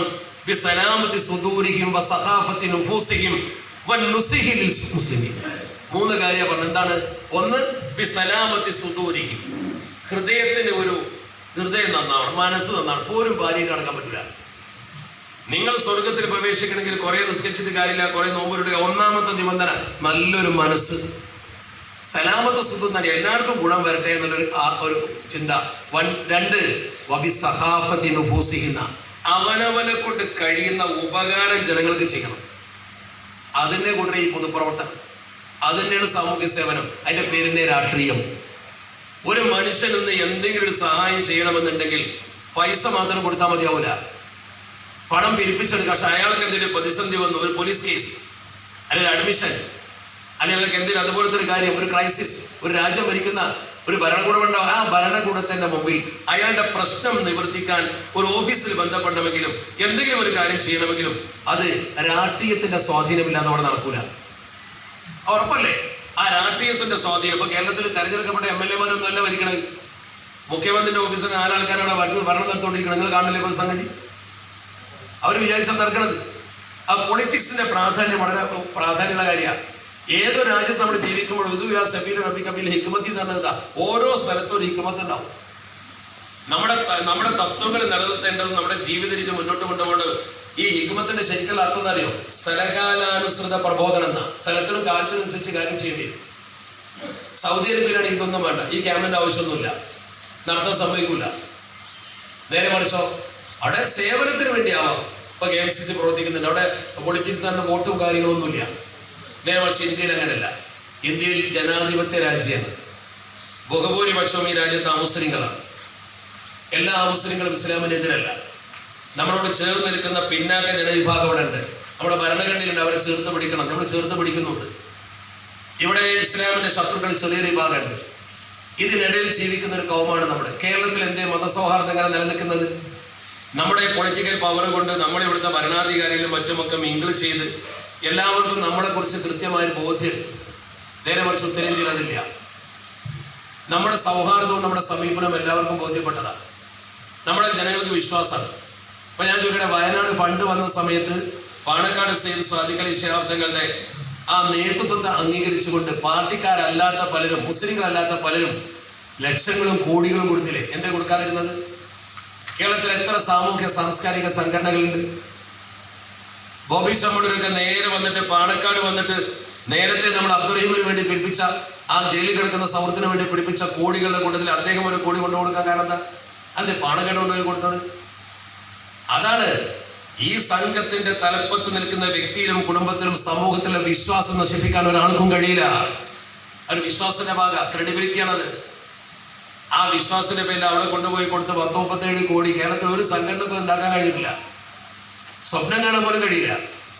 ഗവൺമെന്റ് വരെ അത്ഭുതപ്പെട്ട് നിൽക്കില്ലേ? അത് തങ്ങളുടെ കയ്യിൽ തന്നെ കൊടുക്കുക, ആ മുസ്ലിം ലീഗിന്റെ സംവിധാനത്തിലൂടെ മുന്നോട്ട് പോകുക എന്നുള്ളതാണ്. അത് ശരിക്കും നമ്മൾ ഉണ്ടാക്കിയെടുത്തൊരു കൂട്ടായ്മയാണ്. അതാണ് സഖാവത്തുൻ നുഫൂസ് എന്ന സംഗതി. അവനാനെ കൊണ്ട് കഴിയുന്ന ഉപകാരം ജനങ്ങൾക്ക് ചെയ്തു കൊടുക്കുക. അത് സ്വർഗത്തെ പോകാനുള്ള പണിയാണ്. നിസ്കാരത്തിന്റെയും നോമ്പിന്റെയും ഒക്കെ ശേഷം നമുക്ക് ചെയ്യാനുള്ള പണി അതാണ്. അതുപോലെ തന്നെ ഏറ്റവും പ്രധാനമായി പറയുന്നത് വൻ നുസ്ഹ്, എല്ലാവർക്കും ഗുണം വരട്ടെ എന്ന് ചിന്തിക്കുക. മനുഷ്യന്മാരൊക്കെ നന്നാവട്ടെ എന്നുള്ളൊരു മനസ്സ്. ഒന്നും ചെയ്യാൻ പറ്റില്ല, അങ്ങനെയാണോ? ഇപ്പൊ അങ്ങനെയല്ലല്ലോ. ഞാൻ മാത്രം നന്നായാൽ മതി, ഓ നന്നാൻ പാടില്ല. ഒരാൾക്ക് എന്തെങ്കിലും ഒരു സ്ഥാനം കിട്ടിയാൽ പിന്നെ അതിന്റെ പേരില പ്രശ്നം. ഇന്നത്തെ ഒരു സാമൂഹ്യ അന്തരീക്ഷം അതാ. കാണുമ്പോൾ നല്ലോണം കൈ പിടിച്ച് ചിരിക്കും, തിരിഞ്ഞാൽ കുറ്റം പറയും ചെയ്യും. കണ്ടാലൊരു പുഞ്ചിരിയും. എന്തൊരു കാപ്പട്ടിയായി കാണിക്കണം നിങ്ങൾ. കണ്ടാൽ നല്ല പുഞ്ചിരിയാണ്, നല്ല സ്നേഹമാണ്, നല്ല സന്തോഷം. ചില ആൾക്കാരോ ഇരട്ട മുഖം പ്രകടിപ്പിക്കും. ദുൽവജ്ഹൈനി എന്നാണ് ഹദീത്ത് പറയാം. പ്രസിഡന്റിനോട് ചെന്നിട്ട് ഒന്ന് പറയും, സെക്രട്ടറിനോട് വേറൊന്നും പറയും. രണ്ടാളി ആളേക്കാരം, ഇവരെ ഒന്നിനും ഉണ്ടാവില്ല. ചിലർക്ക് ചിരിക്കേണ്ട അങ്ങനത്തെ ആൾക്കാർ ഇവിടെ ഉണ്ടോ എന്ന് എനിക്കറിയില്ല. ഞാൻ ആരെയും പറഞ്ഞിട്ടില്ല. നിങ്ങളങ്ങനെ വെറുതെ ഭാവിച്ചുണ്ടാക്കും വേണ്ട. അപ്പുറം ഇപ്പുറം ശരിക്കും പറഞ്ഞാൽ അത് ഒരു തീപിടുത്തുണ്ടാക്കുന്ന നാരദം പണിയാണ്. അതുകൊണ്ടാണ് അല്ലാഹു റസൂൽ പറഞ്ഞത് ഇന്ന മിൻ ശിറാറിൻ നാസി എന്ന് അവർക്ക് പറഞ്ഞ പേര്. ദുന്യാവിൽ ഏറ്റവും നീചന്മാരായ ആൾക്കാർ ഈ കൂട്ടരാണ്. 2 മുഖം കാണിക്കുന്ന ആൾക്കാർ. 2 മുഖം എന്ന് പറഞ്ഞാൽ രാവണന്റെ മാതിരി 10 മുഖമല്ലേ അർത്ഥം. സ്വഭാവത്തിലെ 2 മുഖമാണ് ഈ പറയുന്നത്. പ്രസിഡന്റിനോട് എന്നിട്ട് മൂപ്പരാളാകാൻ വേണ്ടി അവിടെ എന്തെങ്കിലുമൊക്കെ പറയും. അതിന്റെ നേരെതിരെ പുറത്ത് ഈ ആളുകളെ തമ്മിൽ തെറ്റിക്കുന്ന കുറെ ആൾക്കാരുണ്ട്. ഇന്ന ശൈത്താനിലേക്കും വഴുതുവൻ ഫത്തക്കിത് വഴുതുവാന്ന തമ്മിൽ തെറ്റുമ്പോൾ മനസ്സിലാക്കണം എന്നെ നിനക്ക് പിശാച്ചുണ്ട്. ഈ പിശാച്ചിനെ തിരിച്ചറിയാൻ നമുക്ക് കഴിയില്ല. നമ്മുടെ ഈ മുമ്പിലുള്ള ആളെ ശത്രുവൊക്കെ അവിടെ പ്രശ്നം. അതിന്റെ ഇടയ്ക്കുള്ള ആളെ നമ്മൾ കാണുന്നില്ല. അതിൻ്റെ ഇടയ്ക്കൊരു പിശാച്ചുണ്ടാവും. ഒന്നുകിൽ യഥാർത്ഥ പിശാച്ച് അല്ലെങ്കിൽ മനുഷ്യ പിശാച്ച്. അതിൻ്റെ ഇടയ്ക്കൊരാളുണ്ടാവും. ആ ജാതി മനുഷ്യ പിശാച്ചുകൾ സംഘടനയിൽ കയറിയാൽ ആരെ ഭിന്നതയെ. അത്തരം ആളുകളെ തെരഞ്ഞു പിടിച്ചു മാറ്റണം എന്നുള്ള അഭിപ്രായക്കാരനാണ് ഞാൻ. നമ്മളങ്ങനെ കാണാമോ? നമ്മളെ കൊണ്ടൊരു പ്രശ്നം ഉണ്ടാവരുന്ന് നമ്മൾ കരുതണ്ടേ? അപ്പോഴല്ലേ നമുക്ക് മുന്നോട്ട് പോകാൻ പറ്റുള്ളൂ. അത് വളരെ പ്രധാനപ്പെട്ട കാര്യമാണ്. കാരണം നമ്മൾ ഒരു നിലപാടിൽ ഉറച്ചു നിൽക്കുമ്പോൾ ആ നിലപാടിൽ സത്യസന്ധതയും കൂടി വേണം. ഞാൻ നേരത്തെ അമുസ്ലിങ്ങളോട് പോലും നിമിത്തങ്ങൾ കാണിച്ച സത്യസന്ധതയല്ലേ. അതോടൊപ്പം നിങ്ങളൊക്കെ നമുക്കൊക്കെ ആകെ ഒരു കുഴപ്പം എന്താ നിങ്ങൾ മസ്കൂലിയത്ത് നഷ്ടപ്പെട്ടു എന്നുള്ളതാണ്. മസ്കൂലിയത്ത് എന്ന ഉത്തരവാദിത്തം, റെസ്പോൺസിബിലിറ്റി എന്നതിന് പറയാം. പാർട്ടി പ്രവർത്തനം നമുക്കൊരു ഉത്തരവാദിത്തമുണ്ട്. ആ ഉത്തരവാദിത്തം എന്ന് പറഞ്ഞാൽ ഈ പാർട്ടിക്ക് പോറിൽ നിൽക്കുന്ന ഒരു പണി ചെയ്യാൻ പാടില്ല. ഹുദൈഫത്തുൽ യമാൻ റളിയല്ലാഹു അൻഹു തന്റെ സഹപ്രവർത്തകർക്ക് പഠിപ്പിച്ചു കൊടുത്തൊരു സംഘടനാ ശാസ്ത്രമില്ല. അതെന്താന്ന് പറയുന്നത്, അത് ഇവിടെ നമുക്ക് ബാധകം. അദ്ദേഹം പറഞ്ഞു, ഖാലിസിൽ മുഅ്മിന വ ഖാലിത്തിൽ കാഫിറ. എന്നതിൻ്റെ അർത്ഥം, മുസ്ലിം അല്ലാത്തവരും മുസ്ലിങ്ങളൊക്കെ നിങ്ങളുടെ അവരോടൊക്കെ നിങ്ങൾ ഇടപഴകി ജീവിക്കേണ്ടി വരും. നമ്മുടെ ഇന്ത്യയിൽ അങ്ങനെ തന്നെയല്ലേ? ഇവിടെ മുസ്ലിം, നമ്മുടെ കൂട്ടത്തിലെ മുസ്ലിം അവരോടൊക്കെ ഇടപഴകി ജീവിക്കേണ്ടി വരും. അവരൊക്കെ ചേർത്ത് പിടിക്കേണ്ടി വരും. മുസ്ലിങ്ങളോടും അമുസ്ലിങ്ങളോടും നിങ്ങൾ ചേർന്ന് നിൽക്കേണ്ടി വരും. എന്നിട്ട് മൂന്നാമതായി പറഞ്ഞ വാക്കെന്താ, വദീനകലാത്തക്കലി മന്നഹു. നിന്റെ മതത്തിന് പരിക്കേൽക്കുന്ന പണി ചെയ്യാൻ പാടില്ല. നിന്റെ മതത്തിന് പരിക്കേൽക്കുന്ന പണി ചെയ്യാൻ പാടില്ല എന്ന് പറഞ്ഞതിൻ്റെ അർത്ഥം എന്താ? നമ്മളിപ്പോൾ ഈ മുസ്ലിം ലീഗിൻ്റെ ആളുകളാണ്. എല്ലാ പാർട്ടിക്കാരുമായും എല്ലാവരുമായും നമുക്ക് ഒരുമിച്ച് നിൽക്കേണ്ടി വരും. പക്ഷേ ഈ സംഘടനയ്ക്ക് പരിക്കേൽക്കുന്ന പണി നിങ്ങൾ ചെയ്യാൻ പാടില്ല. ഈ സംഘടനയ്ക്ക് ഒരു പരിക്ക് നിങ്ങൾ കൊണ്ട് വരാൻ പാടില്ല. ഗുണമേ വരാൻ പാടില്ല. ഞാൻ എപ്പോഴും പറയാറുണ്ട്, ഇത്തരം വേദികളിൽ എൻ്റെ പ്രിയപ്പെട്ട സുഹൃത്തുക്കളോട് പറയാറുണ്ട്, ഒരു പഞ്ചായത്ത് മെമ്പർ ആവട്ടെ, അയാൾ അവിടെ മത്സരിച്ചാൽ അയാൾ ശരിക്കും ചിന്തിക്കേണ്ട എന്തറിയോ, 5 കൊല്ലം കഴിഞ്ഞിട്ട് ഇവിടെ ഒരു ലീഗിന്റെ പ്രതിനിധി മത്സരിച്ചാൽ അയാൾ തോൽക്കുന്ന ഏർപ്പാട് അയാൾ ഉണ്ടാക്കരുത്. അത് കൈയടിക്കേണ്ട ആരെങ്കിലും അങ്ങനെ ഉണ്ടാക്കി എനിക്കറിയില്ല. ഞാൻ അത് ഉദ്ദേശിച്ച് പറഞ്ഞല്ല. നമ്മളവിടെ മത്സരിച്ചാൽ, ഇനി ഒരാളോട് മത്സരിച്ചാൽ ജയിക്കുന്നൊരു സമീപനം ഉണ്ടാക്കും. ഒന്ന്, ഞാൻ പറയുമ്പോൾ നമ്മളെ അനുഭവത്താണ് പറയുന്നത്. നമ്മളൊക്കെ നാട് നിങ്ങൾ നടക്കുമ്പോൾ ഓരോരുത്തരും നമ്മളോട് പറയുമല്ലോ, ഓരോ ആളുകൾ നമ്മളോട് പറയും ഈ വിഷയം ഇങ്ങനെയാണെന്നൊക്കെ പറയും. കഴിഞ്ഞ പഞ്ചായത്ത് തെരഞ്ഞെടുപ്പിന് ശേഷം ഒരു വീട്ടിൽ ഭക്ഷണം കഴിക്കാൻ പോകുമ്പോൾ അടുത്തൊരു കാരണവർ പറഞ്ഞു, ഞങ്ങളിവിടെ ഇത്ര കോടി രൂപയുടെ റിലീഫ് നടത്തിയെന്നുണ്ടായിരുന്നു. ഒരു 5 കൊല്ലത്തെ കഥയാണ്. 5 കൊല്ലം വീടുണ്ടാക്കി കൊടുത്തത്, ഡയാലിസിസ്, മറ്റു കാര്യം, കോടി, ഒരു 1.25 കോടി രൂപയുടെ ഞങ്ങൾ ചെയ്തിവിടെ പിരിപ്പിച്ച് ഞങ്ങൾ ഉണ്ടാക്കിയതാണ്. ഒക്കെ ലീഗ് ചെയ്തതാണ്. പക്ഷേ പിറ്റത്തെ പഞ്ചായത്തിൽ നമ്മുടെ മെമ്പർമാർ പലരും തോറ്റു, ഭരണം പോയി. കാരണം എന്താ, ഈ 1 കോടി രൂപയുടെ പ്രവർത്തനം നമ്മൾ നടത്തിയിട്ടും 1.25 കോടി രൂപ നമ്മൾ നടത്തിയിട്ട് പോയത് നമ്മൾ ആൾക്കാർ തമ്മിൽ പാര വെച്ചതാണ്, ശത്രു ജയിച്ചതല്ല. അല്ല പറയാം, സങ്കടത്തോടെ പറയാം. എന്തൊരു സങ്കടങ്ങൾ ആലോചിച്ചു. അത് നമ്മുടെ ഒരു സ്ഥലത്ത് മത്സരിക്കുമ്പോൾ വേറൊരാളുടെ മത്സരിച്ചാൽ ജയിക്കാത്ത അവസ്ഥ ഉണ്ടാക്കരുത്. 1, 2 ഞാൻ മാത്രം മത്സരിച്ചാലേ ജയിക്കൂ എന്നുള്ള അവസ്ഥ ഉണ്ടാക്കരുത്. ഉണ്ടാക്കരുത്. അത് ശരിയല്ല. അങ്ങനെ ഉണ്ടല്ലോ ചിലത്, ഞാൻ മാത്രം നിന്നാലേ ജയിക്കുള്ളൂ, അതും ഉണ്ടാക്കരുത്. ഇത് പാർട്ടിയുടെ സീറ്റാണ്. പാർട്ടി ഒരാൾക്കൊരു സ്ഥാനം നൽകി കഴിഞ്ഞാൽ, ഞാൻ പാർട്ടിയുടെ ആധികാരികമായിട്ടല്ല പറയും, പൊതുതത്വം പറയും. പാർട്ടിക്ക് തത്വങ്ങളുണ്ടോ? നമ്മുടെ ഒരു സ്ഥാനം അലങ്കരിക്കുന്നുവെങ്കിൽ ആ അലങ്കരിക്കുന്ന സ്ഥാനം തറവാട്ട് സ്വത്ത് പോലെ കൈകാര്യം ചെയ്യരുത്. അത് സമൂഹത്തിൻ്റെതാണ്. ബാധ്യത സമൂഹത്തോട്, അയാളുടെ കുടുംബക്കാരോടല്ല. അയാൾ ആ കുടുംബത്തിൽ ജനിച്ചത് കൊണ്ടല്ല അയാൾ ആ സ്ഥാനത്ത് വന്നത്, സമൂഹമാക്കിയതുകൊണ്ടാണ്. അവ ശരിക്കും അയാൾ അത് ജനങ്ങൾക്ക് വേണ്ടി ചെയ്യണം. ഉമർ ഫാറൂഖ് റളിയല്ലാഹു അൻഹു കാണിച്ചെന്നല്ലോ, മകനൊരു ഒട്ടകത്തെ വാങ്ങി. ആ ഒട്ടകത്തെ വാങ്ങിയപ്പോൾ ഒട്ടകത്തെ അങ്ങാടിയിലേക്ക് വിട്ടു. കാരണം സാധാരണ രീതിയിൽ അങ്ങനെയാണ്, അങ്ങാടിയിലേക്ക് ഒട്ടകം അലിഞ്ഞടക്കുമല്ലോ. ഇത് ഖലീഫയുടെ മകന്റെ ഒട്ടകമാണ് എന്ന് അറിഞ്ഞപ്പോൾ ജനങ്ങൾ നന്നായി തീറ്റ കൊടുത്തു. അങ്ങനെ ഖലീഫന്റെ മകന്റെ ഒട്ടകല്ലേ, അല്ലെങ്കിൽ ഈ സംഭവം അങ്ങനെ തന്നെ കിട്ടുകയെന്നല്ലേ പറയണം. അങ്ങനെ ഈ ഒട്ടകം തടിച്ചു കൊടുത്തു. പെട്ടെന്ന് സാധാരണ ഒട്ടകം തടിച്ചു കൊടുക്കുന്നതിനേക്കാൾ പെട്ടെന്ന് തടിച്ചു കൊടുത്തു. ഉമർ ഫാറൂഖ് തങ്ങളിത് കണ്ടു. മകനാണ് വാങ്ങിയത്. അദ്ദേഹം പിന്നെ തന്നെ ഈ ഒട്ടകം ആരുതാന്ന് ചോദിച്ചു. അത് മകൻ്റെതാണ്. മകനെ വിളിച്ചു, എന്നത് വാങ്ങിയതെന്ന് ചോദിച്ചു. അങ്ങനെ കാര്യങ്ങളൊക്കെ പറഞ്ഞപ്പോൾ ഇത്ര കാലത്തിനിടയ്ക്ക് ഇത് ഇത്ര തടി കൂടിയ ഒട്ടകമാകാൻ കാരണം എന്താണെന്ന് ഖലീഫ മനസ്സിലാക്കി വെച്ചത്. അത് ജനങ്ങളൊക്കെ തീറ്റ കൊടുത്തതാണ്. ഖലീഫ തൻ്റെ മകനോട് പറഞ്ഞു, മോനെ, ഈ ഒട്ടകത്തെ നീ വിൽക്കുകയാണെങ്കിൽ സാധാരണ ഒരു ഒട്ടകത്തിന് കിട്ടുന്നതിനേക്കാൾ വില ഇപ്പോൾ ഇതിന് കിട്ടും. ഈ ഒരു കാലയളവിൽ ഈ ഒട്ടകത്തിന് ഇത്ര വില കിട്ടില്ല. അവിടെ ഇതിനെ വിറ്റാൽ നിനക്ക് അതിന്മേൽ സാധാരണ ഒരു ഒട്ടകത്തെ ഈ കാലയളവിൽ വളർത്തിയാൽ കിട്ടുന്ന ലാഭത്തിന് നമുക്കറിയാം. ആ പൈസ നിനക്കെടുക്കാം. ബാക്കിയുള്ള പൈസ നീ അത് വർദ്ധ ഫീ ബൈത്തി മാലിൽ മുസ്ലിമീൻ, മുസ്ലിങ്ങളുടെ പൊതുഖജനാവിൽ അടക്കണമെന്നോ.